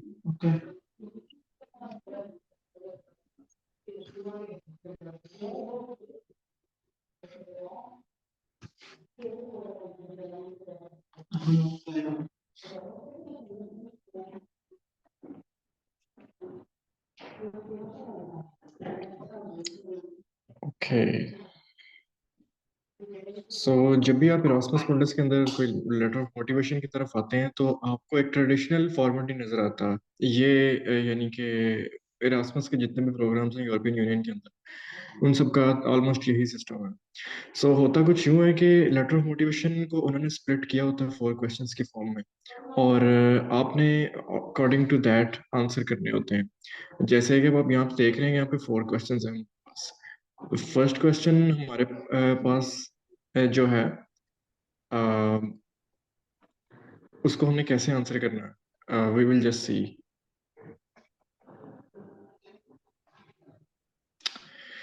फर्स्ट क्वेश्चन वो हमेशा पूछते हैं, why have you chosen this master degree. तो आपने इसको आंसर कैसे करना है? Simple, it's not very difficult, simple है। आपने सबसे पहले तो जब भी आप लिखना स्टार्ट करते हैं ना, आपको होता है कि मैं स्टार्ट कहाँ से करूँ, और यही सबसे बड़ी मुश्किल है। वंस आप स्टार्ट कर लेंगे तो then everything will be improved with the passage of time. इसका जो मैं सबसे पहले वे चूज करता था ना, वो ये था कि गूगल पे सिंपली आप सर्च करें लोगों के लेटर ऑफ मोटिवेशन, 2 3 4 बार पढ़ें। आपके जहन में उस टाइम पे कुछ लाइंस, कुछ बातें, कुछ वर्डिंग, एक फॉर्मेट, एक टेम्पलेट बन जाता है जिसकी जो आपको हेल्प आउट करता है अपना लेटर ऑफ मोटिवेशन लिखने के लिए। देन आपने फर्स्ट क्वेश्चन के अंदर ट्राई करना है कि आप आंसर इस तरह से करें कि आप रिलेट करें कि ये डिग्री आपके करियर के साथ कैसे रेलिवेंट है। ठीक है, अब नो डाउट आप में से काफी स्टूडेंट्स होंगे एग्रीकल्चर बॉटनी के होंगे, ठीक है, या सिंपल बॉटनी के होंगे, कुछ किसी और डिसिप्लिन के होंगे। अब जैसे मैं खुद प्लांट ब्रीडिंग एंड जेनेटिक्स का था, बट ये जो मैंने इरास्मस का प्रोग्राम है जो मैंने विन किया, ये प्लांट हेल्थ का था, जो कि मैं समझता हूँ कि प्लांट पैथोलॉजी और एंटोमोलॉजी वालों से ज़्यादा रेलिवेंट है as compare to plant breeding वालों। तो आपने अपने जो प्रीवियस एजुकेशन है, अपनी डिग्री है, एकेडमिक रिकॉर्ड है, उसको लिंक कैसे करना है आपने यहाँ पे। ठीक है, वो आपने यहाँ पे फर्स्ट क्वेश्चन के अंदर आंसर करनी है। अब जैसे कि मैं था प्लांट ब्रीडिंग एंड जेनेटिक्स का, तो मैंने लिंक कुछ इस तरह से किया था कि जो हमारे प्लांट पैथोलॉजिस्ट हैं या एंटोमोलॉजिस्ट हैं हमारे कंट्री में भी, इवन वर्ल्ड वाइड भी, ज्यादातर का फोकस अपनी इंसेक्टिसाइड्स, पेस्टिसाइड्स या इंटीग्रेटेड पेस्ट मैनेजमेंट की तरफ होता है, लेकिन रेजिस्टेंस ऑफ प्लांट्स की तरफ इतना ज्यादा फोकस नहीं होता, unfortunately, specially in my country. तो मेरा क्योंकि पास्ट एक्सपीरियंस रहा है वीट ट्रस्ट के साथ डील करते हुए, क्योंकि मैं वीट बायोटेक्नोलॉजी लैब के साथ एसोसिएटेड था और उनके प्रोजेक्ट चल रहे थे उस टाइम पे, जिसमें मैंने एज अ वॉलंटियर वर्क किया है। तो मैंने ये रिलेट इस तरह से किया था कि क्योंकि मेरे पास पास्ट एक्सपीरियंस भी है और मेरी मोटिवेशन भी है। So I want to be a plant health specialist by joining this degree, और I will focus on the breeding aspects, the resistance aspects of the plants, which is uncommon in normal plant pathologists, which makes me better suitable candidate to apply for this master's program. The next question is, please describe briefly the impact of this academic program on the development of your main activity education career. आपने अभी इस question में आपने ये बताना है कि आपको ये प्रोग्राम कैसे फायदा देगा, ठीक है। आपकी जो ड्रीम्स हैं वो इस प्रोग्राम को ज्वाइन करके कैसे फुलफिल होंगे। लेट्स सपोज अगर एक प्लांट ब्रीडिंग एंड जेनेटिक्स का आप एडवांस कैरियर देखें तो आप कहेंगे कि भाई मुझे एडवांस मोलेकुलर बायोलॉजी, बायोटेक्नोलॉजी की जितनी लेटेस्ट टेक्निक्स हैं, जिनोम एडिटिंग, और उन पे हैंड्स ऑन एक्सपीरियंस मिलेगा। और यूरोप की बेस्ट यूनिवर्सिटी से मैं एजुकेशन ले रहा हूँ विच इज़ आउटस्टैंडिंग, जो कि मुझे कहीं और नहीं मिल सकती। एट अ टाइम आप यूरोप की किसी एक यूनिवर्सिटी में पढ़ सकते हैं। इवन अगर आप यूएस में भी गए हुए हैं तो आप एट अ टाइम एक यूनिवर्सिटी में इनरोल होंगे। आपके उस यूनिवर्सिटी में भी आपका एक सुपरवाइजर होगा, ठीक है। और जैसे कि अब यूके, उसमें रिसर्च बेस्ड आपका मास्टर होता है तो आपका एकेडमिक वर्क नहीं होता, तो आप सिर्फ एक चंद बंदों से इंटरेक्ट करेंगे। लेकिन एरास्मस मुंडस के प्लेटफॉर्म में आप बहुत लोगों से इंटरेक्ट करते हैं। इवन अगर एक स्पेसिफिक सब्जेक्ट है और उसमें कुछ टॉपिक हैं सादा, लेट्स सपोज अगर आप प्लांट ब्रीडिंग एंड जेनेटिक्स के स्टूडेंट हैं और उसमें बायोइन्फॉर्मेटिक्स का थोड़ा सा टच है, तो they will hire the best bioinformatician around them और उसको हायर करेंगे लेक्चर देने के लिए। और आप उन लोगों से इंटरेक्ट कर सकते हैं, उनके प्रोजेक्ट्स के बारे में जान सकते हैं और आप उन लोगों से आगे फ्यूचर लिंक्स भी डेवलप कर सकते हैं। और इनकी लैब्स वेल इक्विप्ड हैं और आप हर लिहाज से इम्प्रूवमेंट ही होगी आपके करियर के अंदर, which is not common in other programmes in any other scholarship. तो ये चीज़ स्पेसिफिक है एरास्मस मुंडस की, और आप इसको इनकॉर्पोरेट कर सकते हैं according to your programme. I just give an try to give an example. ये वेरी करेगा हर बंदे की प्रोग्राम टू प्रोग्राम और आपकी अपनी previous profile. But the main thing कि आप उसको लिंक किस तरह से करते हैं। Even the irrelevant thing can become relevant अगर आप स्टोरी अच्छी तरह बिल्डअप करें। एक और चीज मैं आपको ये कहूंगा कि आपकी चीजों की रेपिटेशन नहीं होनी चाहिए। जो चीज आपकी सीवी में है वो आपकी लेटर ऑफ मोटिवेशन में ना नजर आए। यानी कि ऐसा ना हो कि पांच छह चीजें हैं आपने वही की हुई हैं, वही सीवी में तो नजर आ ही रही है ऑब्वियसली, फिर आपके लेटर ऑफ मोटिवेशन में भी वही नजर आ रहा है, फिर आपके लेटर ऑफ रिकमेंडेशन में भी वही नजर आ रहा है। यानी कि वो ओवरऑल जब आपको देखेंगे तो वो कहेंगे कि अच्छा यार इसके पास ये पांच छह ही चीजें हैं जिनको घुमा फिरा के ये लिस्ट करी जा रहा है, which will not make a good impression. अगर आपने कुछ शो करवाना है तो आप डिजाइन इस तरह से करेंगे, आप हर चीज के लिए रूम रखें। देन हमारे पास है briefly describe the impact you expect your participation in this programme. और इसमें आपने ये बताना है कि आप टेक होम क्या कर रहे हैं यहाँ से। जब आप ये प्रोग्राम कंप्लीट कर लेंगे तो आप अपने कंट्री को कैसे बेनिफिट करेंगे। यहाँ पे आप आपने ये नहीं लिखना है कि भाई बस मैंने पाकिस्तान से बाहर निकलना है और मैंने वापस नहीं आना। यू डोंट हैव टू इतना सच भी बोलने की जरूरत नहीं है। आपने यहाँ पे जो भी आपको लगता है आपके ड्रीम्स होंगे, अगर आप पाकिस्तान को एक आइडियल कंट्री एक्सपेक्ट करें, लेट्स सपोज आप यूएस से हैं और आपने यहाँ पे एजुकेशन हासिल करने के बाद जब आपने वापस अपने कंट्री लेट्स सपोज यूएस जाना है, तो आप अपने कंट्री को कैसे बेनिफिट करेंगे, ठीक है। और यहाँ पे आपने चीज़ें रिलेट करनी है और वो चीज़ें आप जितनी अच्छी रिलेट करेंगे ऑब्वियसली उतना ज़्यादा बेटर होगा आपके लिए। तो यहाँ पे टू बी ऑनेस्ट जो ये जो सेकंड थर्ड और फोर्थ क्वेश्चन है, ये मास्टर्स के अगर आप दो तीन प्रोग्राम्स में भी अप्लाई कर रहे हैं तो ये तकरीबन सेम ही होता है। बस आपने इसको आंसर करने के लिए आपने ये देखना है कि आपने प्रोग्राम की वेबसाइट्स हैं उनको बहुत अच्छी तरह एक्सप्लोर करना है, ठीक है। उनसे देखना है कि ये लोग जनरेट क्या कर रहे हैं। मैंने जब ये लिखा था इसका लेटर ऑफ मोटिवेशन तो मैंने इवन प्रीवियस लुमिना इसका इनका यूट्यूब चैनल है, मैंने वहाँ पे उनके इंटरव्यूज भी देखे थे। सो आई जस्ट सा कि वो लोग अब कर क्या रहे हैं। उसमें से कुछ लोग थे जो यूएन के अंदर भी एग्रीकल्चर की पॉलिसीज बनाते थे, ठीक है। कुछ लोगों ने अपने कंट्री में जाके बहुत मैसिव लेवल पे अपना बिजनेस खोला था एग्रीकल्चर का, और उनके पास वो नॉलेज वो टेक्निक्स को इम्प्लीमेंट कर रहे थे जो उन्होंने से सीखी थी, विच is not available in your country. Even other countries में अवेलेबल नहीं है, क्योंकि यहाँ पे आप सिर्फ एक कंट्री के टेक्निक्स नहीं सीख रहे, आप मल्टीपल कंट्रीज के टेक्निक सीख रहे हैं। और अगर आप थीसिस करने कहीं और चले जाते हैं तो आपका एक्सपोजर इवन और भी ज्यादा होगा। हमारे प्रोग्राम में मोबिलिटी काफ़ी है, लेकिन हम एक पूरा ईयर स्पेन में स्पेंड कर रहे हैं, थर्ड सेमेस्टर हम इटली जर्मनी या फ्रांस में स्पेंड कर रहे हैं, और फोर्थ हमारे पास ऑप्शन है। लेकिन इरास्मस के कुछ ऐसे प्रोग्राम्स भी हैं जिसके अंदर आपके पास इवन पांच पांच कंट्रीज भी हैं एक मास्टर्स के अंदर। तो थीसिस के लिए ऑब्वियसली आपके पास ऑप्शन अवेलेबल होती है, आप कहीं से भी कर सकते हैं। तो आप चेक करेंगे उन लोगों का कितना एक्सपोजर एक्सपोजर हो जाएगा वो लोग कितने एंगल्स से एक ही चीज को, एक ही प्रॉब्लम को सॉल्व करने की एबिलिटी रखते होंगे, which is highly uncommon in other degrees. So आपने इस तरह से रिलेट करना है। एक और चीज जो मैं यहाँ पे सेकंड क्वेश्चन में डिस्कस करना भूल गया, वो ये कि आपने यहाँ पे इवन आप कुछ अगर आपको कुछ लगता है कि आपकी फेवरेट यूनिवर्सिटी इस मोबिलिटी ट्रैक के अंदर आ रही है, तो आप उस यूनिवर्सिटी को मजीद एक्सप्लोर करें, देखें कि आपकी फैकल्टी में, आपकी डिग्री में कौन से प्रोफेसर्स हैं जो कि वाकई में फ्लैगशिप प्रोफेसर्स हैं, उनके पास बहुत अच्छी स्किल्स हैं। आप अपने आप को रिलेट करें कि भाई it will be my, I will be honored, yeah, it will be my dream to work with that professor under this project बला बला, ठीक है। उससे ये बेनिफिट होगा कि उनको इस चीज़ की भी श्योरिटी हो जाएगी कि आपको अगर अप्लाई कर रहे हैं तो आप हाईली मोटिवेटेड कैंडिडेट हैं। ऐसे नहीं है कि एक रात उठ के आपको पता चला कि भाई प्रोग्राम है, उसकी लास्ट डेट है, आपने अप्लाई कर दिया जल्दी जल्दी, विच is not a good thing. आपका इंप्रेशन अच्छा नहीं जाता। इवन अगर आप एप्लीकेशन, कुछ लोग तो ये भी कहते हैं कि अगर आप एप्लीकेशन भी लास्ट स्टेज के अंदर फिल कर रहे हैं तो ये भी एक बैड इंप्रेशन उनके लिए, क्योंकि आप might be possible you are procrastinating, which is not a good thing. Last question की तरफ आते हैं। Please tell us how you think participating in this master will be life changing। यहाँ पे अब आपने बताना है कि let's suppose आपने डिग्री कर ली, आपकी लाइफ में जो थर्ड क्वेश्चन है उसमें आपने बताना है कि आपका कंट्री कैसे बेनिफिट हो रहा है आपकी डिग्री के बाद।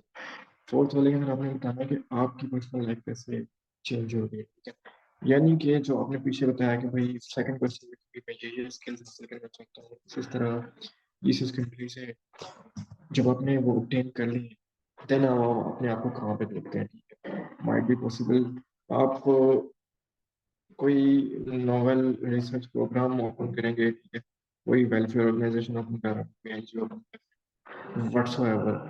बट आपने ये बताना है कि आपको अब ये किस तरह से इवॉल्व, इस प्रोग्राम में कैसे इवॉल्व कर देगा।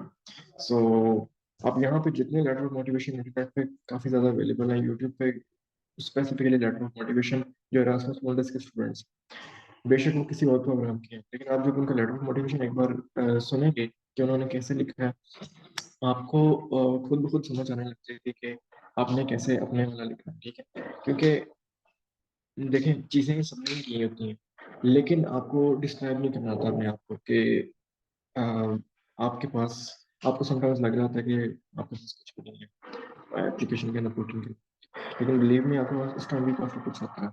आपने सिर्फ ये देखना है कि उसको पुट इन कैसे करना है। मैं यहाँ पे अपने एक फ्रेंड की मिसाल करूँगा जिन्होंने लास्ट डेज के अंदर फुल ब्राइट का भी सेशन किया। तो मैं और मेरा फ्रेंड उसामा यही डिस्कस कर रहे होते थे कि यार इसको, अब हमारे पास ऐसा तो कुछ है नहीं है, लाइक पब्लिकेशन तो है नहीं, इसको इनकॉर्पोरेट कैसे करें। तो he was, I was amazed by his skills कि वो इवन छोटी छोटी बातों को भी वो अपने लेटर ऑफ मोटिवेशन या लेटर ऑफ रिकमेंडेशन में कैसे इनकॉर्पोरेट कर लेता था। उसकी फ्रेंच अच्छी थी, लैटिन अच्छी थी, तो सिमिट का जो एब्रीवेशन है उसने क्लास के अंदर एक्चुअल एक्सेंट के अंदर प्रेजेंट किया था, I still remember, and he also incorporated that thing into his letter of recommendation, क्योंकि जिन टीचर से उन्होंने लेटर ऑफ रिकमेंडेशन लिया था उनकी क्लास में उन्होंने वो किया था। तो लाइफ की आपकी छोटी छोटी चीजें होती हैं, आप अननोटिस्ड उनको छोड़ देते हैं, but try to focus on that. Other thing जो मैं करता होता हूँ कि sometimes you get very depressed और you can not really figure out कि आप में ऐसा क्या, आप में ऐसी स्पेशलिटी है, why should they only choose you. ये जॉब्स के लिए भी, हर चीज के लिए भी। Ask your best friends.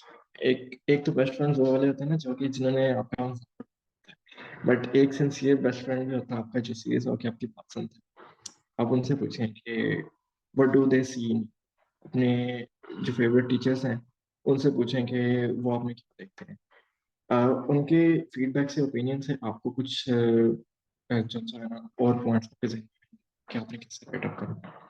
सो मैंने लेटर ऑफ जो अपना मोटिवेशन था, मैंने किसी टीचर से लेटर ऑफ रिकमेंडेशन रिव्यू करवाए थे, लेकिन लेटर ऑफ मोटिवेशन मैंने किसी से रिव्यू नहीं करवाया था, वो मैंने खुद ही लिखा था। और मेरा लेटर ऑफ मोटिवेशन मेरे एक फ्रेंड ने रिव्यू किया था और उसने मुझे फीडबैक दिया था। और यहाँ पे फीडबैक कभी भी आप किसी से क्रिटिक वाला ही मांगे जब आप श्योर हो कि आपने बहुत अच्छा लिख लिया। देन आप क्रिटिक वाला रिव्यू मांगे, और आप जो आपका अच्छा फ्रेंड होगा ना, वो आपको वाकई में निकाल के दिखाएगा कि भाई यहाँ पे तुमने ये लिखा हुआ है, मुझे इसकी ये सेंस बन रही है। क्योंकि जब आप लिखते हैं आपको कुछ और समझ आ रही होती है, समटाइम्स रीडर को कुछ और समझ आ रही होती है। तो आप अपने उन फ्रेंड्स को, या कोई ऐसा बंदा जिसको आप समझते हैं कि वाकई में आपका लेटर अच्छी तरह रिव्यू कर सकता है, आप उसको दिखाएं और वो आपको करेगा। So I am really thankful to that friend. और शायद अगर वो रिव्यू ना करता तो शायद मैं पुराना वर्जन ही अपलोड कर देता, विच वाज वेरी गुड। तो it's just process of improvement, आप इम्प्रूव करते हैं। तो अपने साथ वालों को अपने राइवल ना समझें, बल्कि साथ मिलके इत्तेफाक में बरकत है। आप जितना कोलैबोरेशन से चलेंगे उतना ज़्यादा बेटर होगा। बट मैं ये भी नहीं कह रहा कि आप कॉपी करना स्टार्ट कर दें, क्योंकि अगर कॉपी किया आप दोनों ने एक दूसरे का, आप दोनों की रिजेक्शन पॉसिबल है। सो आगे जो हमारे सीनियर हैं, मैं तो इवन इस प्रोग्राम में अप्लाई भी करने का नहीं सोच रहा था। तो अब इसी मीटिंग में हमारे एक सीनियर भी हैं, अदनान। उन्होंने उनका मैं सेशन ज्वाइन कर रहा था, just like you guys. Last year मैं ऐसे सेशन ज्वाइन कर रहा था, और जब उन्होंने मुझे अपनी क्लास की फोटो दिखाई, आई वाज क्वाइट अमेज्ड कि यार उसमें माइक्रोबायोलॉजी वाला भी है, एग्री इंजीनियरिंग वाले बच्चे भी हैं। सो आई थॉट यार मैं तो फिर भी थोड़ा रेलिवेंट हूँ, ये लोग तो थोड़े ज़्यादा डिस्टेंट हो जाते हैं। अगर ये सिलेक्शन हो जाती है, इन लोगों की सिलेक्शन हो सकती है, तो मेरी क्यों नहीं हो सकती? I should focus on my level of motivation and I should apply in this programme as well. तो आप लोगों ने ये नहीं देखना कि यार आप लोगों का बॉटनी है, लोगों का कोई और डिसिप्लिन है, माइक्रोबायोलॉजी है। आपको आपसे रेलिवेंट या ऑलमोस्ट रेलिवेंट आपको प्रोग्राम एरास्मस के प्लेटफॉर्म पे मिल ही जाएगा। आई थिंक 198 के करीब, या मे बी 200 प्लस प्रोग्राम्स हो गए, कुछ और भी एक्सेप्ट हो गए हैं प्रोग्राम्स यूरोपियन यूनियन के अंडर। तो आपको ज़रूर अपना प्रोग्राम मिल जाएगा, और बेस्ट ऑफ लक। नेक्स्ट मैं स्पीकर को माइक देना चाहूँगा कि वो continue. Thank you so much for calling me here. Okay okay okay, thank you so much Amit भाई। माशाल्लाह आपने बहुत अच्छा एक्सप्लेन किया। बाकी एट द एंड मैं इसमें ये पॉइंट ऐड करना चाहता हूँ कि कुछ स्टूडेंट्स होते हैं कि वो कहते हैं कि मुझे अपना मोटिवेशन सेंड कर दो, देन वो as it is copy paste just अपना नेम वगैरह चेंज करके, डिपार्टमेंट चेंज करके इस तरह वो लिख देते हैं। इस तरह उनका फायदा कम होता है, लेकिन वो उल्टा अपना भी नुकसान करवाते हैं और अगले बंदे का भी नुकसान करवाते हैं। ये चीज़ आपने नहीं करनी। और without wasting our time, next I will invite to Adnan Ali. इनका जो बीएससी है वो यूनिवर्सिटी ऑफ एग्रीकल्चर फैसलाबाद से है, और एंटोमोलॉजी डिपार्टमेंट अब माशाल्लाह मास्टर कर रहे हैं in plant health Erasmus Mundus scholarship के अंडर, स्पेन और इटली में। Then I request you to please start.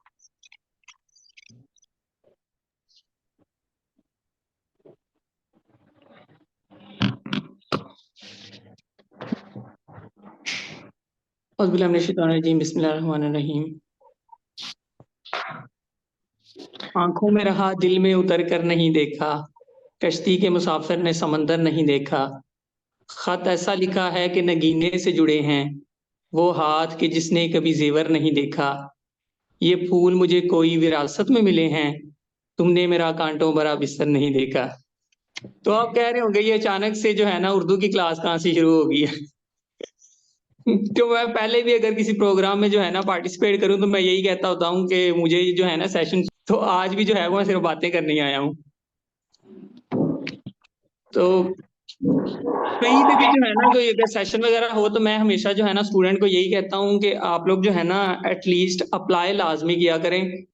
अब जो है वो चैट में मैं देख रहा था कुछ स्टूडेंट जो है वो क्वेश्चन पूछ रहे थे कि मेरा प्रोग्राम है, मेरा इकोनॉमिक्स है, मेरा या मेरा जो है मैंने सिंपल बैचलर्स किया हुआ है, तो मैं अप्लाई कर सकता हूँ या नहीं। जब आप इरास्मस मुंदस कैटलॉग पे सर्च करेंगे तो आपको प्रोग्राम मिल जाएंगे। एटलीस्ट आप लोगों ने अप्लाई लाजमी करना है। जब मैं अप्लाई कर रहा था तो मैंने जो है वो हर जगह पे टांग घुसाने की कोशिश की थी, चाहे मेरा वो प्रोग्राम रिलेटेड बन रहा था या नहीं बन रहा था, मैंने उसको रिलेट करके अप्लाई करने की कोशिश की थी। तो अगर आप लोगों ने जो है वो स्कॉलरशिप लेनी तो एटलीस्ट आपको जो है वो पंगे लेने पड़ेंगे कि आपको प्रोग्राम नहीं भी बन रहा तो उसको रिलेट करके अगर आप लोग अप्लाई करेंगे तो आप कर सकते हैं। ये जैसे मैंने पिछले साल अहमद लोगों को कहा था कि आप लोग लाजमी अप्लाई करें, ये पीबीजी के थे तो ये सोच रहे थे कि हम प्लांट हेल्थ में किस तरह अप्लाई कर सकते हैं, तो मैंने उनको वही बताया कि यहाँ पे डिफरेंट जो है वो फील्ड के लोग आते हैं और वो अप्लाई करते हैं। सबका जो है वो जिनकी अच्छी जो है वो उनका बैकग्राउंड स्टडी हो या उनका सारा कुछ हो तो वो लोग जो है वो अचीव कर लेते हैं। अब इनके प्रोग्राम में जो है वो एक मेरे ख्याल में जियोग्राफी का स्टूडेंट आया हुआ है या पता नहीं हिस्ट्री का। तो चीजें जो है वो इम्पॉसिबल नहीं होती, आप लोगों को जो है वो फर्स्ट स्टेप लेना पड़ता है कि, और मैं जो है वो आप लोगों को यही कहूंगा, पिछले सेशन में भी मैंने यही कहा था कि सबसे पहले अगर किसी बंदे ने अप्लाई करना है तो सबसे पहले उसने नीयत करनी है कि उसने अप्लाई करना है। यूरोप की तरफ आपने मुंह करके बस नीयत कर लेनी कि मैंने अप्लाई करना है। जब आप फिर नीयत करोगे फिर आगे जो है वो अल्लाह पाक से मदद लेनी है और वो आपकी रहनुमाई करेगा आपका स्टेप उठाने में। तो सबसे पहले जो है वो आप लोगों ने नीयत करनी है और आप लोगों के पास एक स्ट्रॉन्ग पॉइंट होना चाहिए कि वाई, मतलब मैंने क्यों अप्लाई करना है। अगर आपके पास पीछे कोई मोटिवेशन नहीं होगी तो आप लोग क्यों अप्लाई करेंगे। जाहिर बात है अगर कोई बंदा अप्लाई कर रहा है तो पीछे उसकी कोई मोटिवेशन है, उसका कोई गोल है जिसको उसने सेट किया और उसको जो है वो उसने अचीव करना है। तो आपके पास वाई इतना स्ट्रॉन्ग होना चाहिए कि फिर आप उसको अचीव कर लें। इसकी मैं एक सिंपल सी एग्जांपल देता हूँ कि आपके घर में फॉर एग्जांपल खुदा ना खास्ता कोई बंदा बीमार हो गया और आपने उसको हॉस्पिटल लेके जाना है। अब आप उस बंदे को हॉस्पिटल लेके जा रहे हैं तो रास्ते में आपके किसी दोस्त की कॉल आ गई है कि यार फलां जगह पे जो है ना अच्छा खाना जो है वो ट्राई करके आते हैं या इस जगह पे जो है वो घूम के आते हैं। तो आपके पास ये रीजन नहीं होगी कि चलो यार ये मरीज की खैर है इसको आज छोड़ देता हूँ कल ले जाऊंगा, आज जो है वो मैं अच्छा खाना खा आता हूँ। आप कभी भी ये नहीं करोगे क्योंकि अगर आप ये करोगे तो आपको फिर बाद में फेस करना पड़ेगा। तो वो आपकी जो है ना वो एक, आपको पता है कि आप किस मकसद के लिए जा रहे हो और आप उसी पे रहते हो चाहे जिसकी मर्जी कॉल आ जाए। आपको पता होता है कि मैंने ये करना है और मैंने करना है और मैंने क्यों करना है। पिछले सेशन में मैंने ये बात कही थी, दोबारा फिर रिपीट कर देता हूँ कि एडमंड हेली जब जो है वो माउंट एवरेस्ट को सर करने गए तो एक पॉइंट आ गया जहां पे आके उनकी बस हो गई। उस पॉइंट को कहते हैं हेली स्टेप्स। वहां पे आगे उसने जो है ना वो माउंट एवरेस्ट से मुखातिब होकर कहा कि मैं एक इंसान हूं, तुम पहाड़ हो, तुमने पहाड़ ही रहना है, लेकिन मैं इंसान हूं, मैं अगली दफा मजीद स्ट्रॉन्ग होके आऊंगा। तो वो अगली दफा आए, उन्होंने जो है वो माउंट एवरेस्ट को सर किया। ये अगर इरास्मस मुंदस है इसने इरास्मस मुंदस ही रहना है, अगर मैरी क्यूरी है उसने मैरी क्यूरी रहना है, अगर फुल ब्राइट है उसने फुल ब्राइट ही रहना है। लेकिन आप इंसान हैं, आप अपने आप को मजीद स्ट्रॉन्ग कर सकते हैं। अगर आपने पिछले साल अप्लाई किया था आपका नहीं हुआ तो आप अपने आप को मजीद स्ट्रॉन्ग कर सकते हैं। तो इंसान में गुंजाइश होती है कि वो अपने आप को मोल्ड कर सकता है, अपनी जो है वो मोटिवेशन में इजाफा कर सकता है, अपने जो है वो गोल्स को मजीद जो है वो स्ट्रॉन्ग कर सकता है। तो बस जब इंसान की नीयत हो ना, उसकी नीयत साफ हो और वो लगा रहे तो इंशाल्लाह वो अचीव कर ही लेता है। अब आपको जो है वो एक लास्ट स्टोरी सुनाता हूँ, फिर जो है वो थोड़ा सा जो मेरा पार्ट है उसको कवर करते हैं और क्वेश्चन आंसर के लिए चाहे आप लोग 4 घंटे भी इधर हो तो मैं फ्री हूँ। आप लोग जो मर्जी जितना मर्जी सर खा सकते हैं, हम इधर ही हैं। आप लोगों को सबको जो है ना उनके क्वेश्चन के आंसर करके जाएंगे। तो इस चीज पे आप लोगों ने नहीं मतलब पैनिक नहीं होना कि पता नहीं मेरे क्वेश्चन का आंसर मिले या ना मिले, हम लोग फ्री हैं, आप लोगों के लिए बैठे हैं। अच्छा, एक लड़की थी छोटी सी 10 साल की, उसके जो है वो पेरेंट्स में अलैदगी हो गई, लेकिन वो इस चीज की वजह से मेंटली बड़ा डिस्टर्ब हुई। उसको जो है वो किताबें पढ़ने का बड़ा शौक था। तो वो जब भी किताबें पढ़ती ना उन किताबों में घुस जाती थी कि उसको पता ही नहीं होता था, वो दुनिया माफी से दूर हो जाती थी कि पता मतलब उसको पता नहीं होता था कि पास बैठे लोग क्या कर रहे हैं। फॉर एग्जाम्पल अगर कोई जो है वो किसी बंदे को गेमिंग का बड़ा शौक है तो वो जब गेम खोल रहा हो उसको नहीं पता होता पास जो मर्जी हो रहा हो, क्योंकि वो उसका जो है वो कार्य मतलब उसके लिए रहा होता है और ये अनइंटेंशनली चीजें हो रही होती हैं कि उसको पता नहीं चल रहा होता, क्योंकि उसका इंटरेस्ट ही इस चीज में इतना होता है। अब जो वो लड़की जब वो बच्ची जो है वो कोई भी चीज पढ़ने लगती तो वो जो है ना दुनिया माफी से दूर हो जाती, उसको पता ही नहीं चलता पास बैठे जो है ना लोग क्या कर रहे हैं। अब जब वो 13 साल की हुई तो उसको जो है ना उससे किसी ने पूछा कि जब तुम किताब पढ़ रही होती हो तो तुमसे कोई भी कोई चीज पूछता है तो तुम्हें पता ही नहीं होता। तो वो कहती जब मैं इस फेज में होती हूँ ना तो मैं टाइम और स्पेस जो है ना ये दोनों चीजें मुझसे जो है ना दूर कहीं हो जाती है, ना मुझे टाइम का पता चलता है कि मैं ये बुक पढ़ रही हूँ टाइम कैसे गुजर रहा है, और ना मुझे पता होता है कि मैं कहाँ हूँ। मैं सिर्फ उस चीज के अंदर घुस जाती हूँ, मुझे दुनिया की और किसी चीज का कोई कुछ नहीं होता, मैं सिर्फ उसके अंदर जो है ना कंप्लीटली इन्वॉल्व होती हूँ। अच्छा, वो 25 साल की हुई ना तो उसकी जो है वो वालदा की डेथ हो गई। अब क्योंकि उसकी वो अपनी माँ के साथ रह रही थी, तो उसकी वालदा की जो है वो डेथ हो गई, फिर वो अकेली हो गई, फिर जो है वो उसकी शादी हो गई। 1 साल तक उसकी शादी चली, उसकी एक बेटी हुई, लेकिन वो भी कामयाब ना हो सकी, और वो जो है वो उसका भी डिवोर्स हो गया। अब उसने एक नौकरी जो है वो ढूंढी, वो करने लगी, लेकिन वो नौकरी में भी कोई जो है वो इतना कामयाब नहीं हो सकी, और मतलब नौकरी भी उसको छोड़नी पड़ी।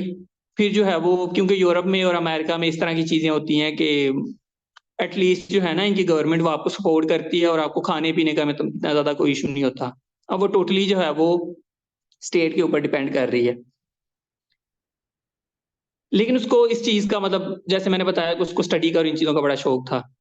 अब वो जो गवर्नमेंट उसको जो है ना प्रोवाइड करती थी स्टाइपेंड वगैरह, उसमें उसका डेली का वो एक सैंडविच ले सकती थी, और एक जो है वो कॉफी का कप ले सकती थी। अब वो सैंडविच जो है वो अपनी बेटी को खिला देती, और कॉफी का कप जो है वो खुद लेके, और जो है वो स्टडी करती, और जो है वो फैंटेसी पे अपनी जो है वो कहानियां लिखती, और मतलब जिसका हकीकत से कोई ताल्लुक नहीं है। और वो 8-8 घंटे कप उसके जो है वो पहलू में पड़ा रहता, और वो एक कॉफी का कप 8-8 घंटे चलता है। इससे आप अंदाजा लगा सकते हैं कि वो कितनी बेखबर होती होगी इन चीजों में। अब जब उसने वो एक बुक टाइप जो है वो लिख ली, एक सादा सी, तो वो एक पब्लिशर के पास लेके गई, जो टोटली जो है ना अफसानों पे मबनी। अब वो एक पब्लिशर के पास लेके गई जो बड़ा अच्छा था कि मैंने इसको पब्लिश करवाना है, तो उसने नहीं किया। दूसरे के पास गई, उसने नहीं किया। तीसरे के पास गई, उसने नहीं किया। आहिस्ता आहिस्ता वो 12 लोगों के पास गई जो अच्छे पब्लिशर थे, उन्होंने उसको पब्लिश नहीं किया। अब उसने हिम्मत नहीं हारी, मेरी आपके जैसी होती तो वो कहती कि छोड़ो, कोई और काम करते हैं, मतलब दुनिया में सिर्फ यही काम रह गया है इसके पीछे मैं लगी हुई हूँ।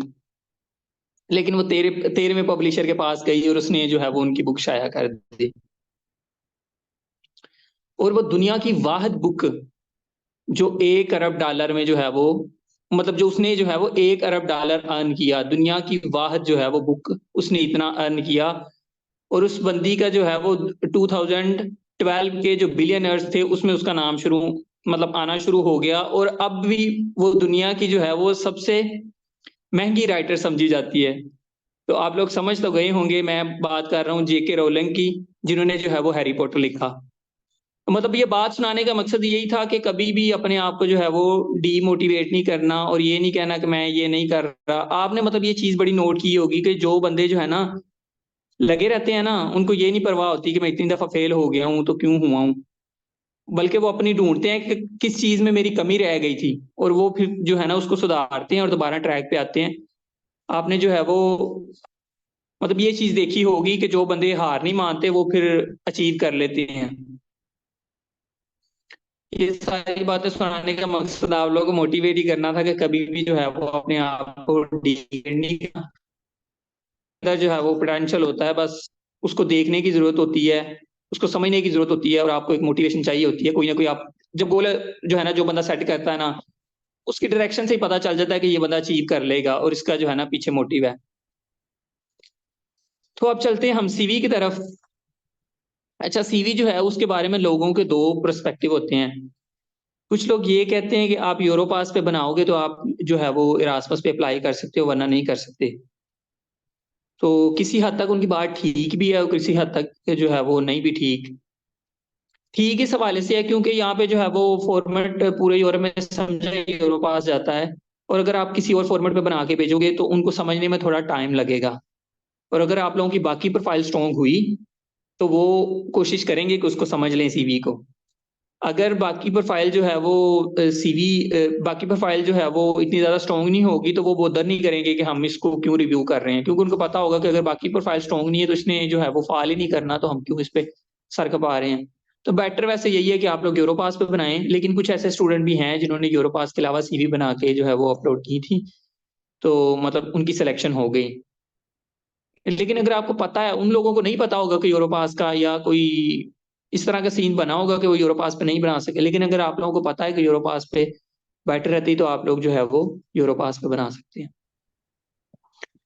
अच्छा, एज सच मैं जो है वो इतना तो कोई नहीं, लेकिन आप लोगों को बता देता हूँ कि सीवी में जो है वो क्या क्या चीजें आप लोग ऐड कर सकते हैं। बाकी आपको जो भी सीवी से रिलेटेड या किसी भी और चीज से रिलेटेड, इवन अगर आपका किसी और फील्ड से रिलेटेड भी कोई क्वेश्चन है तो आप लोग पूछ सकते हैं। मतलब इस बारे में हेजिटेट ना करिएगा कि ये प्लांट हेल्थ है तो पता नहीं ये क्या सोचें या रिप्लाई ना करें।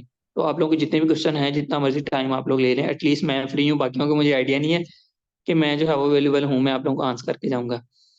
अच्छा, तो सबसे पहले जो है वो पर्सनल डिटेल ऐड कर लेते हैं, उसमें जो भी आपकी डिटेल होती है आपको आइडिया होगा। उसके बाद वर्क एक्सपीरियंस जो है वो कुछ ऐड कर लेते हैं। ये चीजें अगर आप नोट करना चाहें कर लें, वरना मैं चैट में जो है वो लिख के भी आप लोगों को सेंड कर देता हूँ। वर्क एक्सपीरियंस होता है, उसके बाद जो है वो आप लोगों की इंटर्नशिप होती हैं, वो आप लोग ऐड कर सकते हैं जितनी भी आपकी इंटर्नशिप्स हैं। एजुकेशन आपकी जो है वो डेफिनेटली वो भी आएगी। ये मैं आपको चीजें बता रहा हूँ क्योंकि कुछ लोगों को आइडिया नहीं होता आप इसको किस हेडिंग में लिखना है या कैसे लिखना है, ये चीज ऐड कर सकते हैं। ये नहीं, लैंग्वेज स्किल्स होती हैं वो आप लोग ऐड कर सकते हैं, पब्लिकेशंस ऐड कर सकते हैं, आपके प्रोजेक्ट्स जो हैं जितने भी वो आप लोग ऐड कर सकते हैं। इंटरपर्सनल स्किल्स के नाम से कॉलम बना के वो ऐड कर सकते हैं। बाकी अगर आप लोग यूरोपास पे जाएंगे तो वो खुद भी आपको वहां पे मिल जाएंगे, ये जो है ना कॉलम बने हुए, तो आप इन लोगों को ऐड मतलब इन कॉलम्स को ऐड कर सकते हैं। कॉन्फ्रेंसेज और सेमिनार होते हैं, ऑनर्स एंड अवार्ड होते हैं, मेंबरशिप्स होती हैं और आपके रिकमेंडेशन लेटर्स होते हैं। ये चीजें जो है वो आप लोग ऐड कर सकते हैं। मैं ये चीजें जो है ना चैट में लिख के भी सेंड कर देता हूँ। अच्छा, रिकमेंडेशन का ये सीन होता है कि बाज़ दफ़ा हम प्रोफेसर से ले लेते हैं, उनको आइडिया नहीं होता, तो आप लोगों ने जो है वो एटलीस्ट ये करना है कि प्रोफेसर को पता हो कि इस बच्चे ने जो है वो मेरा रेफरेंस यूज किया है, या उसको आप रिकमेंडेशन भी कह सकते हैं कि वो उसने यूज किया है। तो ये मेरी साइड से था। अब आप लोगों के जितने भी क्वेश्चन हैं वो आप लोग जो है वो पूछ सकते हैं एक एक अस्सलाम करके। वालेकुम भाई। वालेकुम सलाम। सबसे पहले तो थैंक यू सो मच, जज़ाकल्लाह माशाल्लाह। आपने जो आते ही एक शेर पढ़ा तो दिल खुश हो गया, लगा कि हम पाकिस्तानी हैं। तो सबसे पहले थैंक यू सो मच। बाकी हसीब भाई और अहमद भाई का भी थैंक यू। अच्छा अदनान भाई, ऐसा है कि मैं इस टाइम हूँ टर्की में, और मैं 2022 में सेलेक्ट हुआ हूँ तुर्की बुर्सारी स्कॉलरशिप पे फॉर मास्टर प्रोग्राम के लिए। तो अभी यहाँ पे ये है कि फर्स्ट ईयर जो होता है वो लैंग्वेज कोर्स है, और उसके बाद फिर 2 साल आपके एकेडमिक होंगे। अब मैं मतलब लैंग्वेज कोर्स में हूँ। अब मैं अप्लाई करना चाह रहा हूँ एरasmus के लिए। तो मुझे एरasmus के लिए अप्लाई करने के लिए उसमें डिक्लेरेशन भी चाहिए कि आप इस टाइम रेजिडेंसी आपकी कहाँ पे है, मतलब 2-3 मास कहाँ पे है, और आपका जब डेडलाइन एंड हो रही तो उस टाइम आप कहाँ पे, वो डिक्लेरेशन भी देनी है। और फिर ये है कि मैं डिक्लेरेशन के लिए डेफिनेटली झूठ तो नहीं बोल सकता कि मैं टर्की में नहीं हूँ, मैं पाकिस्तान में बैठा हूँ। और इसके साथ साथ ये है कि मुझे तुर्की में सारी स्कॉलरशिप को मेंशन करना चाहिए सीवी में या वैसे। और अगर ना करूँ तो फिर मैं एज रैंडमली उनको बता दूँ कि मैं खुद इधर अपने सेल्फ पे आया हूँ। तो ये थोड़ा सा इसके बारे में मुझे बता दें। और दूसरी बात ये है कि ठीक। सीवी की जो लेंथ है वो कितना होनी चाहिए। अब मैं तो तकरीबन 4-4.5 पेज यूज करता हूँ। तो लेकिन ये यूरोप का थोड़ा सा डिफरेंस सीन है, जिस तरह फ्रांस हो गया, वहाँ पे सीधी 1 या 2 पेज मैक्सिमम कंसिडर की जाती है। तो एरasmus के लिए क्या सीन है इसका। और तीसरी बात ये है कि मैं जिस प्रोग्राम में अप्लाई करना चाह रहा हूँ तो वहाँ पे दिया हुआ है कि motivation letter A4 size 1 page. तो मतलब वो मैक्सिमम 1 पेज ही हो, वो 1.5-2 पेज। उसमें उन्होंने कोई भी क्वेश्चन नहीं की, सिंपल मोटिवेशन लेटर के टाइटल से दिया हुआ है बस। थैंक यू ठीक हो सो गया। मच। अच्छा, आपका पहला मोटिवेशन का लेटर का जो क्वेश्चन है, तो ये जो 4 क्वेश्चन होते हैं ना, ये जो प्लांट हेल्थ में होते हैं, हम इनको भी कंबाइन करें ना तो ये 1 पेज ही बनता है, बल्कि 1 पेज से भी थोड़ा कम ही बनता होगा। तो अगर आप लोग ओपन मोटिवेशन लेटर है तो आप ये कर सकते हैं कि ये चारों चीजें ऐड कर सकते हैं। और प्लांट हेल्थ के केस में तो यही आपने इन चारों चीजों के आंसर करने हैं। लेकिन अगर आपके पास ओपन मोटिवेशन लेटर है तो उसमें आपके पास चॉइस होती है कि आप जो है ना अपनी मैक्सिमम चीजें ऐड कर सकते हैं, जितनी कर सकते हैं, मतलब जितना एक्सपीरियंस है इस तरह की चीजें ऐड कर सकते हैं। लेकिन अगर आपको ये समझ नहीं आ रही कि मैं क्या क्या चीजें ऐड करूं, तो आप जो है वो 2-3 प्रोग्राम निकालें, जैसे ईएम प्लांट हो गया, प्लांट हेल्थ हो गया, इनके क्वेश्चन देखें और उन क्वेश्चंस को नोट कर लें। फिर आप अपने मोटिवेशन लेटर में उन क्वेश्चन के आंसर कर रहे हैं तो आपका एक फुल फ्लैज जो है वो मोटिवेशन लेटर बन जाएगा। और उन क्वेश्चंस के अलावा भी अगर आप कोई चीज ऐड करना चाहें तो उसमें कर लें, क्योंकि आपके पास ओपन चॉइस है। लेकिन दूसरा जो आपका लेंथ 1 पेज रखनी चाहिए, क्योंकि उन्होंने 1 पेज हाँ, का कहा हुआ कि हाँ, क्योंकि उन्होंने 1 पेज का कहा है, फिर वो आपको जो है ना उन्होंने एक लिमिट सेट कर दिया, आपने उसके अंदर रह के जो है वो खेलना है। ठीक हो गया। Thank you. दूसरी चीज आपने पूछी सीवी के बारे में, तो सीवी का ये है कि अगर आपकी थोड़ी लेंथी भी हो जाती है तो उससे जो है ना इतना ज्यादा कोई फर्क नहीं पड़ता इरास्मस की केस में। लेकिन आप क्या कर सकते हैं कि आप जो है वो जब यूरोपास पे सीवी बनाएं उसके बाद उसको वर्ड पे जाके उसकी स्पेस जो है ना अंदर से वो मिनिमम कर दें। और कोशिश ये करें कि चाहे आपकी लंबी होगी, लेकिन आपने कोशिश ये करनी है कि उसको मैं छोटा करूं। अगर वो 5 पे है तो आप कोशिश करें कि वो 4 पे आ जाए। डिटेल आपने कम नहीं करनी, वो उतनी रहने देनी है, लेकिन आपने उसको कंप्रेस करके 4 तक लेके जाना है। और अगर 5 पे भी हो जाती है तो कोई इतना ज्यादा इशू नहीं है। मतलब मैं अपने क्लास फेलोज की सबकी मतलब जो है ना सीवी देखी है, 3 से ज्यादा 5 तक भी चली जाए तो कोई इतना ज्यादा इशू नहीं होता। लेकिन आपने कोशिश करनी है कि आप उसको जितना कंप्रेस कर सकते हैं उतना करें। जो आपका थर्ड क्वेश्चन है कि आप जो है वो तुर्किश बुर्सालारी पे हैं और आप जो है वो इस पे इरास्मस पे अप्लाई करना चाह रहे हैं, तो अब एक तो मुझे ये नहीं आइडिया कि वो आप लोगों को अलाउ कर देंगे इस पे अप्लाई करना या नहीं। दूसरा ये कि मैं आपको एक बंदे के साथ अटैच करवा दूंगा, वो जो है वो सऊदीया में स्कॉलरशिप पे था और अब वो इरास्मस पे आया है। तो जब आप उसके साथ जो है वो आपको कनेक्ट करवा दूंगा आपका उसके साथ, तो आप उससे जो है ना मजीद चीजें पूछ सकते हैं, क्योंकि उसको इन चीजों का ज्यादा आइडिया है एज कम्पेयर टू मैं अगर आपको बताऊं, या क्योंकि मुझे इंटरनल चीजों का नहीं पता। मैं आपको एक बाहर से ओवरव्यू दे सकता हूँ कि हाँ आप कर सकते हैं, ये कर सकते हैं, वो कर सकते हैं, लेकिन मैं आपको डायरेक्टली उस बंदे के साथ अटैच करवा देता हूँ। आप जो है ना उससे ऑल एंड एवरीथिंग जो है ना पूछ लें कि अगर अप्लाई करना है तो किस तरीके से करना है और कैसे करना है। तो आप जो है वो अगर आपके पास नंबर है मेरा तो आप मैसेज कर लेना, अगर नहीं है तो आप हमजा भाई को कह देना, मैं जो है वो उस बंदे के साथ आपको कनेक्ट करवा दूंगा। बल्कि मे भी हमजा भाई को भी पता हो उनका। जज़ाकल्लाह, थैंक यू सो मच, ये शुक्रिया। वेलकम। अस्सलाम वालेकुम अदनान वालेकुम भाई। सलाम। आपको याद नहीं होगा, लास्ट ईयर भी हमारी बात हुई थी एरास्मस को लेके। अभी जी मैं जी। सेकंड पर्सन हूँ जो याया के साथ अब टर्की में आया हूँ। तो मैं भी बुर्सलारी स्कॉलरशिप पे हूँ, मास्टर्स बुर्सा उलुदा यूनिवर्सिटी में। तो मेरा भी इसी तरह के क्वेश्चंस हैं प्लांट हेल्थ को लेके। लास्ट ईयर भी मैं प्लांट हेल्थ के लिए सिलेक्ट हुआ था, लेकिन उस वक्त उनकी जो मुझे मेल आई थी वो थी कि आपको यूनिवर्सिटी की हम फीस फ्री कर देंगे और बाकी आपको स्टाइपेंड और आने का खर्चा खुद पे करना पड़ेगा। इस तरह इस वजह से मैंने इसको कंसीडर नहीं किया था। लास्ट ईयर आपसे इस हवाले से भी बात हुई थी कि जो कोर्सेज हैं वो पार्शियल फंडेड है और यूरोपीय यूनियन के कॉन्ट्रैक्ट्स को लेके कोई इशू चल रहा है। तो अभी मुझे वो बताएं कि मैं दोबारा अप्लाई करना चाह रहा हूँ एरास्मस पे यहाँ पे टर्की बर्सलारी। वो तो फिर आप जैसे वो सऊदी अरब वाले भाई से कांटेक्ट करवाएंगे कि किस तरह हमने अप्लाई करना है रेजिडेंस परमिट के हवाले से, और वो जो हमें एक डॉक्यूमेंट चाहिए होता है पाकिस्तान से वो हमारे पास, क्योंकि हम टर्की में हैं, वो हमारे पास होगा नहीं, तो उसको हमने कैसे करना है। और दूसरा मैंने प्लांट हेल्थ पे अप्लाई करने की कोशिश की थी। वहाँ पे ऑलरेडी जो मेरी लास्ट ईयर एप्लीकेशन सिलेक्ट हुई थी ना वो वहाँ पे ऑलरेडी मौजूद है। उसको मैंने ख़त्म करना है या उसी को मैं किस तरह से आगे फॉरवर्ड कर सकता हूँ, उसमें इम्प्रूव करके दोबारा मैं कैसे अप्लाई करूँ, क्योंकि मैंने वहाँ पे ट्राई किया था ना वो डिलीट हो रही थी ना कोई एप्लीकेशन हम्म। ऐड होने का ऑप्शन था उस हाँ पर। हाँ, वो डिलीट नहीं होती। मुझे ना थोड़े दिन पहले एक और स्टूडेंट का मैसेज आया था, तो वो भी मुझे यही चीज पूछ रहा था। आपने सिंपली क्या करना है, किसी और ईमेल एड्रेस से जो है ना बना के तो उसको दोबारा अप्लाई कर रहे हैं, क्योंकि एटलीस्ट हमें इस चीज का तो पता है, क्योंकि जो मेरे क्लास फेलो हैं वो अच्छा। एक आप लोगों को जो है ना एक और बात बता दूं कि आप लोग इस चीज से डीमोटिवेट ना हुआ करें कि मैंने इस साल अप्लाई किया था तो मेरा नहीं हुआ। अब मेरे जितने भी क्लास फेलो थे ना, उनका किसी का 7 साल का एक्सपीरियंस है, किसी का 2 साल का है, किसी का 3 साल का है। एटलीस्ट फ्रेश कोई भी नहीं था जो मेरे बैच में आया था। इस दफा जो बैच है उसमें जो है वो अहमद फ्रेश है और मेरे ख्याल में 1-2 और स्टूडेंट होंगे जो फ्रेश हैं। तो अगर आप लोगों का 1 साल नहीं होता तो इससे डीमोटिवेट नहीं होना, क्योंकि ये मतलब मैं जैसे आपको बता रहा हूँ मेरे सारे प्रोग्राम के थे ही, मतलब फ्रेश कोई भी नहीं था। तो उन्होंने 1 साल अप्लाई किया, नहीं हुआ, दूसरे साल किया, नहीं हुआ, तो तीसरे साल किया तो हो गया। तो उससे हमें ये अंदाजा तो हो गया कि आप लोग जो है वो दोबारा अप्लाई कर सकते हैं। और वो एप्लीकेशन जो है वो डिलीट नहीं होती, हमारी अभी तक भी नहीं हुई, तो वो होनी भी नहीं, क्योंकि हम तो सिलेक्ट हो गए, मे भी हमारा और क्राइटेरिया हो, लेकिन वो डिलीट नहीं होती। आपने क्या करना है कि सिंपली एक ओल ईमेल एड्रेस से लॉगिन करके तो उसको जो है वो दोबारा अप्लाई कर लेना है। उससे कोई इशू नहीं होता, आप दोबारा जो है वो अप्लाई कर सकते हैं नई ईमेल से। बस बस आपकी यही मोटिवेशन है जो आपने यूरोप की तरफ मूव करने वाली बात की है ना, वो मूव हमने किया। टर्की में तो हम पहुंच गए हैं, बस अब हाँ हाँ। करीब ही पहुंचे हुए हैं। तो उस तरफ आने की कोशिश कर रहे हैं कि शायद हम एरास्मस के लिए दोबारा सिलेक्ट हो जाएं। हाँ हाँ अच्छा, और यार। दूसरा ये था कि कितने प्रोग्राम के लिए मैं सिलेक्ट कर सकता हूँ। एक तो प्लांट हेल्थ है, इसके अलावा मैं किसी और प्रोग्राम में अप्लाई कर सकता हूँ साथ ही एक ही साल में।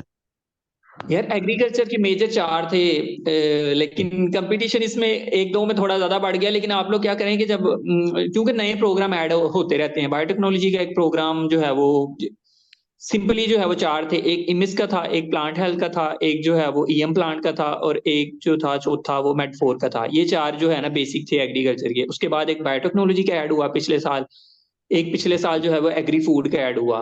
ये छह को मैं जानता हूँ, लेकिन इससे बहुत ज्यादा प्रोग्राम है एग्रीकल्चर के। आप लोग इरास्मस मुंदस कैटालॉग गूगल पे सर्च करेंगे तो आप जो है ना सिंपली ये नहीं एग्रीकल्चर, आप डिफरेंट जो है वो कीवर्ड डाल के देखें, एग्रीकल्चर डाल के देखें जो आपकी फील्ड है, फॉर एग्जांपल बायोटेक्नोलॉजी डाल के देखें, प्लांट हेल्थ डाल के देखें। अगर प्लांट हेल्थ के तो आप उसमें भी 2 फर्दर चीजें डाल सकते हैं, एंटो डाल के दे सकते हैं, पीपी डाल के देख सकते हैं।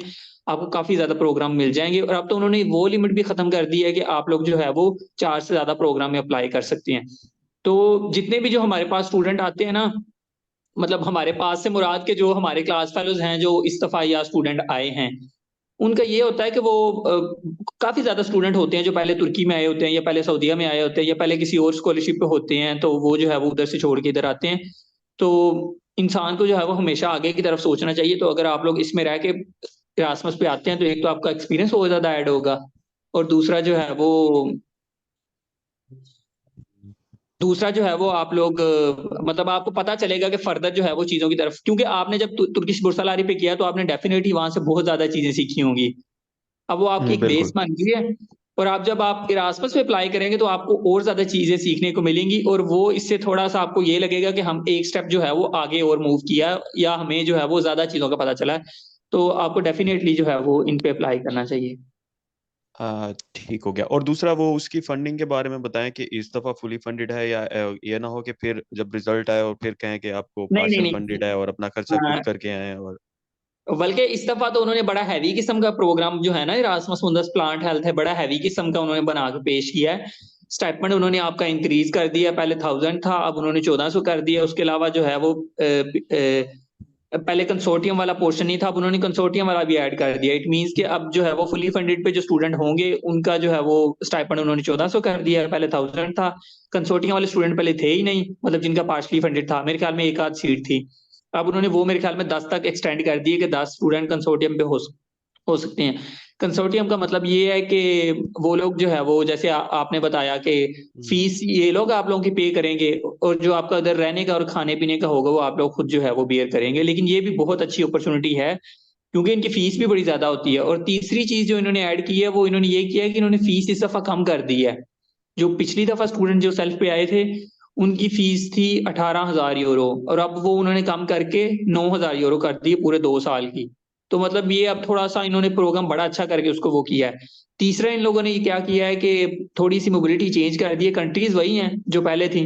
पहले क्या होता था कि आपका फर्स्ट ईयर स्पेन या जर्मनी में होता था, और सेकंड ईयर आपका चारों कंट्रीज में से किसी में भी हो सकता है। अब इन्होंने इसको थोड़ा सा मॉडिफाई कर दिया है।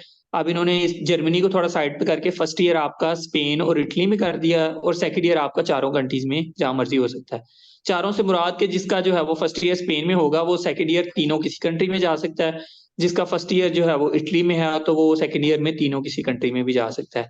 और हमारे पास एक स्पेशल केस इस तरह का भी है पिछले, मतलब जो हमारे सीनियर थे, हालांकि इनकी रिक्वायरमेंट थी कि फर्स्ट ईयर जो है वो स्पेन और जर्मनी में होगा, और सेकंड ईयर जो है वो मतलब होस्ट कंट्री में आपका एक ईयर होना लाजमी है। लेकिन हमारे पास एक ऐसा केस भी है जिसमें स्टूडेंट जो है वो स्पेन में नहीं गई थी, फर्स्ट ईयर उसका जर्मनी में था, सेकंड ईयर उसका इटली में था। हालांकि होस्ट यूनिवर्सिटी स्पेन है, वहां पर जाना लाजमी है। लेकिन अगर आप मतलब कोई स्पेशल इस तरह के पर्सन हैं कि आप जो है वो क्राइटेरिया भी मीट कर रहे हैं लेकिन आप नहीं जाना चाह रहे होस्ट कंट्री में, तो वो आपको ये एज भी दे सकते हैं। मतलब वो अच्छा स्टूडेंट अपने हाथ से नहीं जाने देंगे, आपकी कंट्री जो है वो कोई और कर देंगे अगर आप नहीं जाना चाह रहे उस कंट्री। लेकिन बेटर सही हो यही गया। है कि आप लोग जो है वो होस्ट कंट्री को लाजमी रखें। लेकिन उसने अगर चांस लिया है तो उसको ये यकीन होगा कि मेरा हो जाएगा, तो उसने चांस लिया है। और दूसरा ये अस्सलाम कि वालेकुम सर। मुझे एप्लीकेशन को और कितना इम्प्रूव करना चाहिए, क्योंकि लास्ट ईयर वाली एप्लीकेशन है उसको मैं थोड़ा मॉडिफाई कर लूँ, उसमें मजीद एडिशन कर लूँ, या उसको चेंज कर लूँ, या वही रहने दूँ। आप जो है वो डेफिनेटली उसमें नई चीजें ऐड करें, और जो है वो ये जो आपका 1 साल है इस ये जो गैप है इसको आप थोड़ा कवर करें।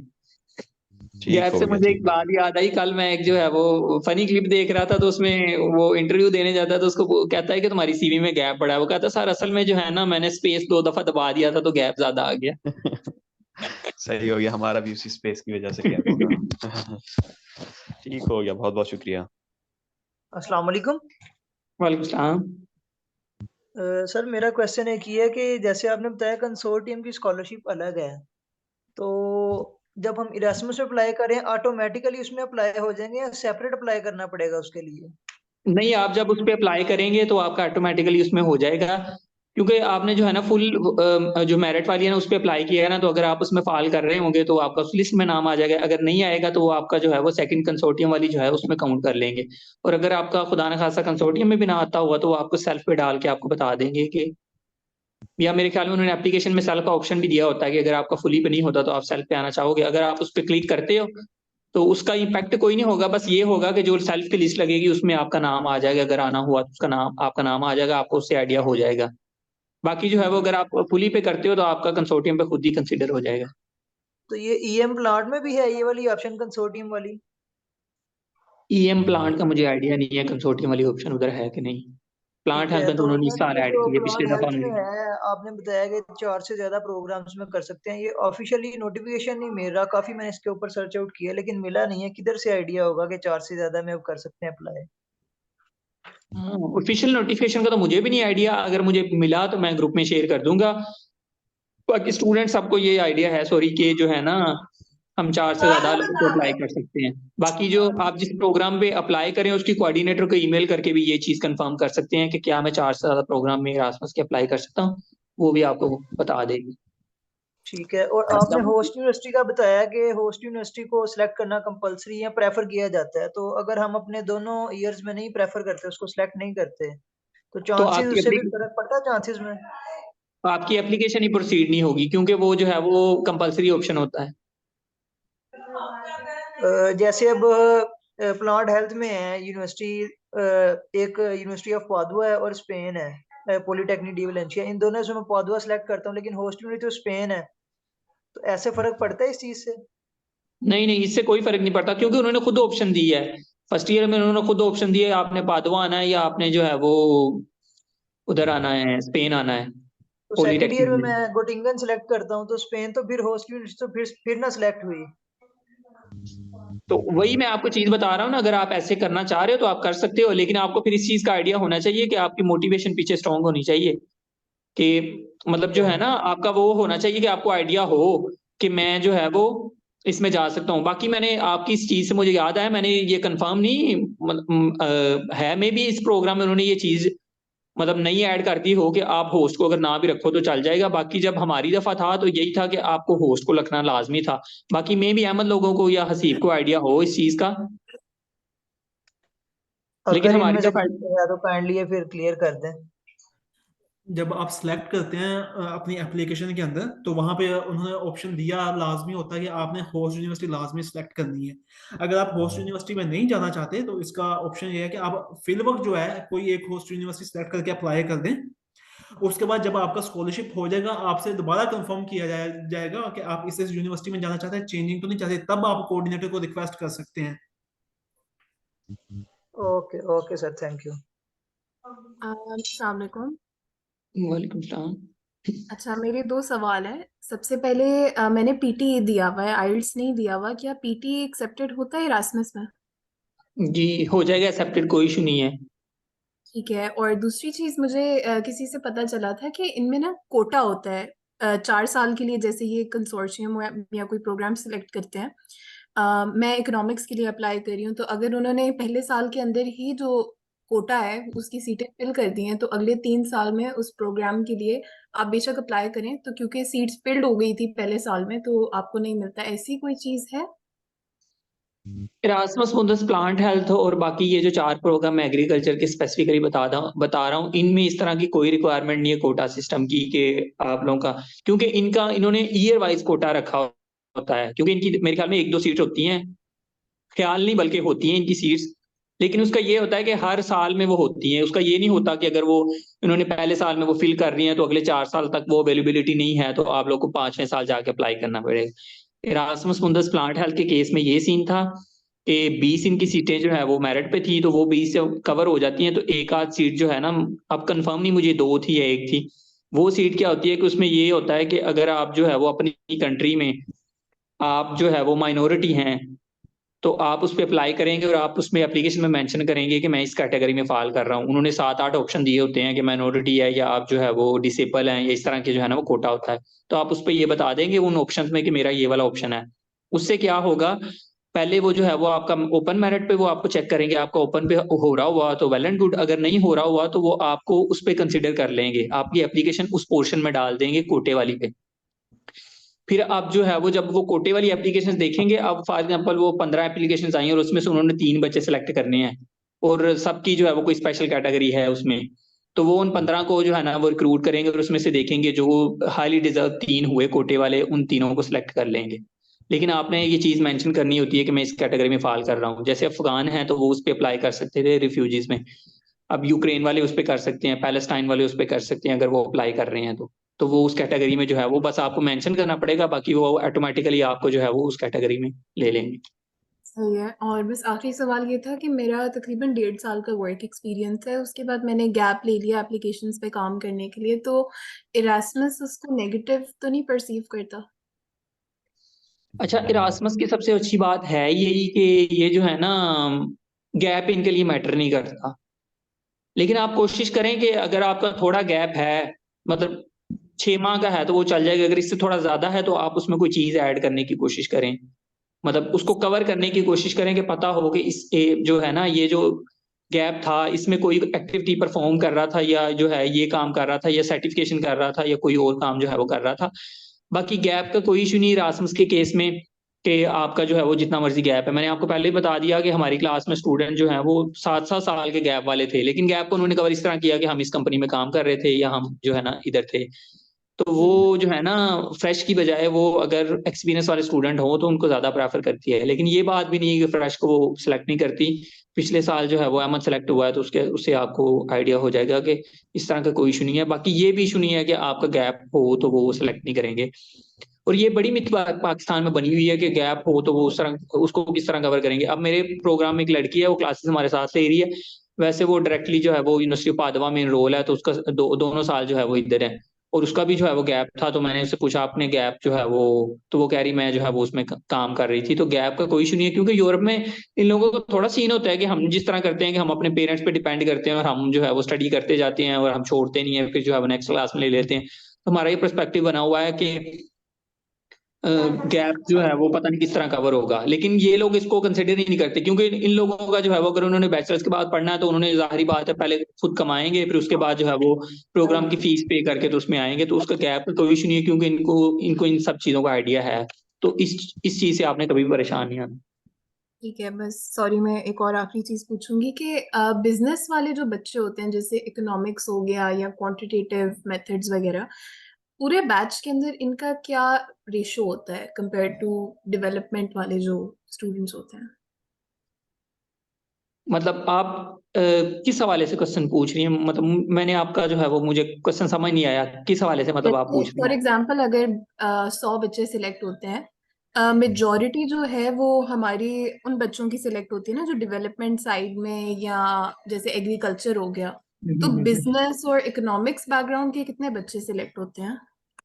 मतलब ये मेरे ख्याल में चीज मैटर ही नहीं करती। फॉर एग्जांपल अगर आप इकोनॉमिक्स के प्रोग्राम में अप्लाई कर, अगर आप प्लांट हेल्थ में अप्लाई कर रहे हैं तो आप एग्रीकल्चर के प्रोग्राम में अप्लाई कर रहे हैं, और अगर आप इकोनॉमिक्स का कोई प्रोग्राम ढूंढेंगे इधर से इरास्मस मुंदस कैटलॉग दे तो उसमें तो अप्लाई स्टूडेंट वो इकोनॉमिक वाले करने हैं। बाकी एक और चीज इनका एक और जो है वो कोटा भी होता है, जो फुली फंडेड होती है इसका एक कोटा भी होता है। उसपे क्या होता है कि हमें एक रीजन से बच्चे लेने होते हैं। For example south east Asia region है ना, पाकिस्तान हो गया, इंडिया, बांग्लादेश, नेपाल, भूटान, श्रीलंका, ये जो एरिया हो गया, इससे इन्होंने फॉर एग्जांपल अगर मैक्सिमम 3 स्टूडेंट लेने हैं तो वो फिर आपका एशियंस का आपस में कंपटीशन होगा कि वो 3 सीट्स हैं और उन 3 सीट्स के ऊपर वो जो है ना वो सारे स्टूडेंट compete कर रहे होंगे, फिर इनका बाकी स्टूडेंट्स के साथ कोई कंपटीशन नहीं है। अब इनमें से 3 जो सबसे अच्छे होंगे वो सिलेक्ट हो जाएंगे। ये फिर मैटर नहीं करेगा कि चाइना वाला स्टूडेंट अगर इन तीनों से नीचे भी है ना, लेकिन उसका जो रीजन है उसमें वो सबसे अच्छा है, चाहे वो एशियन से अच्छा नहीं है तो वो अपने रीजन के हिसाब से सिलेक्ट होगा। लेकिन ये इनका बड़ा पर्सनल सा क्राइटेरिया होता है। फिर इसका फिर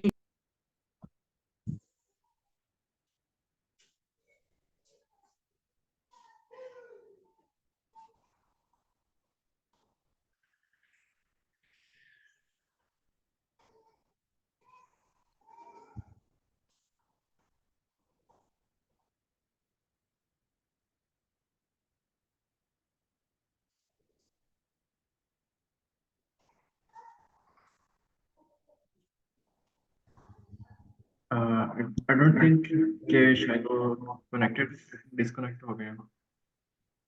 तो मैं यहाँ पे एक चीज ऐड करना चाहूँगा कि जो प्लेटफॉर्म है इसके अंदर ये दूसरी नहीं है। इस साल जो प्रोग्राम वो दोबारा से निकल किया ना, उसमें ये शर्त निकाल दी है कि आप 3 से ज्यादा एशिया से नहीं उठा सकते, लेकिन ये इन प्लाट में ही अभी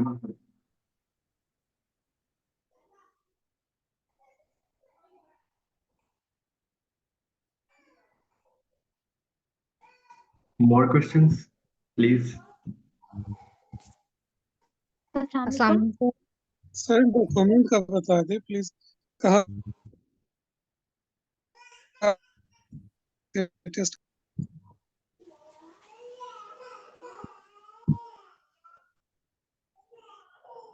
अस्सलाम वालेकुम, आवाज आ रही है मेरी?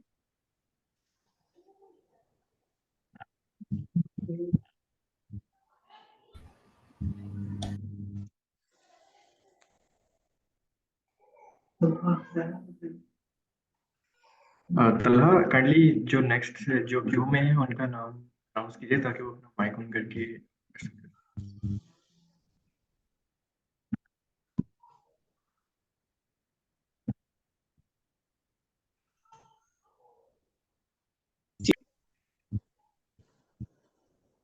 हसन खान काइंडली अनम्यूट कीजिए, अपना हेलो, क्वेश्चन कीजिए। अस्सलाम वालेकुम। अस्सलाम सर, मेरा एक सवाल है। बेसिकली जब आप वहाँ पे एजुकेशन हासिल कर रहे होते हैं तो क्या आप वहाँ पे अपने एक्सपीरियंस के लिए कहीं पार्ट टाइम जॉब्स भी कर सकते हैं या नहीं कर सकते? एक्चुअली यहाँ पे ना मैं एक लाइन बोलूंगा कि relevancy is the key. If you are able to relate it with your career it is good, अगर नहीं तो ये नेगेटिव में भी जा सकता है इन सम केसेस। तो यानी अगर लेट्स सपोज आपने आपने फॉर्म डी की है और आप फार्मेसी के स्टूडेंट हैं और आपने फार्मेसी पे काम किया हुआ है पार्ट टाइम, अगर आप उसको रिलेट कर सकते हैं कि भाई मुझे मेडिसिन का जानने का बहुत शौक था कि I just wanted to know things practically, you can add it. But अगर आप उसको नहीं कर सकते तो आप फिर उसको ऐड भी ना कीजिए। लेट्स सपोज काफी सारे बच्चे ग्राफिक डिजाइनिंग करते होंगे, अब अगर वो उसको रिलेट कर सकते हैं किसी तरीके से एग्रीकल्चर के साथ कि भाई मैं एग्रीकल्चर के पेपर्स के लिए भी ड्राइंग्स करता था, समथिंग लाइक दैट, ठीक है इट इज। या आप एग्रीकल्चर की कंपनीज के लिए लोगो डिजाइन करते थे, जैसे कि हमारी plant breeding and genetics society में कई बच्चों ने वो शर्ट्स डिजाइन की थी एग्रीटेक के लिए और इस तरह डिफरेंट कंपनीज के लिए। तो if you can relate it you can add it. अगर आप रिलेट नहीं कर सकते, आपको लगता है कि ये टोटली इररेलेवेंट लग रहा है, देन कोशिश कीजिए कि उसको ना ऐड कीजिए, लेकिन गैप ना शो करवाइए। क्योंकि अगर आप मेरी क्लास को देखिए तो मेरी क्लास के अंदर सिर्फ मैं ही हूँ जो फ्रेश यानी कि कैंडिडेट था जिसने डिग्री के फौरन बाद सिलेक्शन होगी। बट आई थिंक मेरे पॉइंट ऑफ व्यू के मुताबिक ये थोड़ी चीज़ रेयर है और मुश्किल है, क्योंकि ये लोग चाह रहे होते हैं कि कोई एक्सपीरियंस्ड बंदा है, तो अगर आप एक्सपीरियंस ऐड कर देते हो तो ये गुड थिंग है, लेकिन गैप वाला बच्चा नॉर्मल बच्चे से थोड़ा सा नीचे चला जाए। तो इट डिपेंड्स कि आप कैसे अपनी प्रोफाइल शो करवा रहे हैं। Did I answer you? Thank you sir, आपका जवाब बिल्कुल मुझे समझ में आ गया। सर मुझे एक और चीज़ पूछनी थी कि क्या क्योंकि ये सारी नॉन इंग्लिश स्पीकिंग कंट्रीज हैं, तो एक स्टूडेंट को कितनी डिफिकल्टी होगी वहाँ पे एजुकेशन हासिल करने में या अपने से जो स्टूडेंट्स हैं उनके साथ कम्युनिकेट करने में? क्योंकि स्पेन में स्पेनिश, जर्मनी में जर्मन, तो नॉन इंग्लिश स्पीकिंग कंट्रीज हैं, तो हम तो एक करके जा रहे हैं या पीटी करके जा रहे हैं, तो हमें कितनी डिफिकल्टी फेस करनी? क्वेश्चन भी अच्छा है। एक्चुअली सीन ये है यहाँ पे कि आपको टू बी ऑनेस्ट काफ़ी डिफिकल्टी फेस करनी पड़ती है, स्पेशली इन स्पेन। स्पेन में तो लैंग्वेज का बैरियर बहुत ज़्यादा है। जो फ्रांस है उसमें काफ़ी सारे लोग आपकी इंग्लिश को अंडरस्टैंड कर लेंगे। जर्मनी के अंदर तो इंग्लिश आपकी एक्सेप्टेड है ऑलमोस्ट, अनलेस कि आप किसी गांव वगैरह में जाएंगे। तो generally speaking you can face the language barrier, but you आपकी जब आपको कंफर्मेशन कॉल आ जाती है तब से लेके आपकी यहाँ अनलैंड होने तक आपके पास बहुत टाइम होता है। और आप उसके अंदर बिलीव मी, मुझे यहाँ पे आए हुए 2.5 माह ही हुए होंगे, और इन 2.5 माह के अंदर मैं लोगों के साथ कम्युनिकेट कर लेता हूँ, मुझे लोगों की समझ आ जाती है।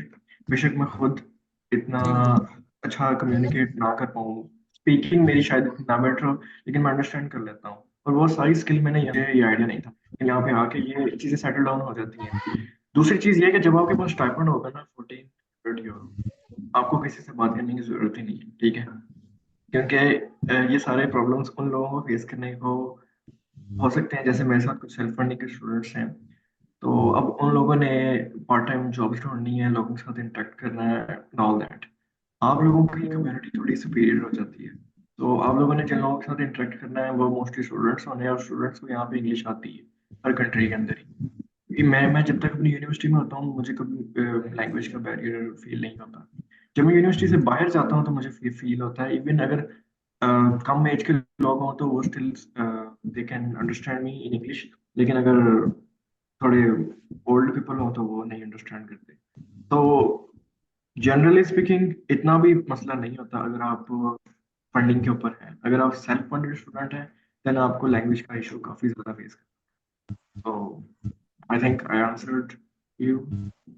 यस सर, थैंक यू आपके जवाब के लिए। सर मेरा एक और सवाल है कि for example in my scenario मेरी एज 34 है, मेरा ओवरऑल पाकिस्तान में अपने रेलिवेंट फील्ड से रिलेटेड 10 साल का एक्सपीरियंस है, तो क्या एरोस्मस के लिए कोई एज रिस्ट्रिक्शन है?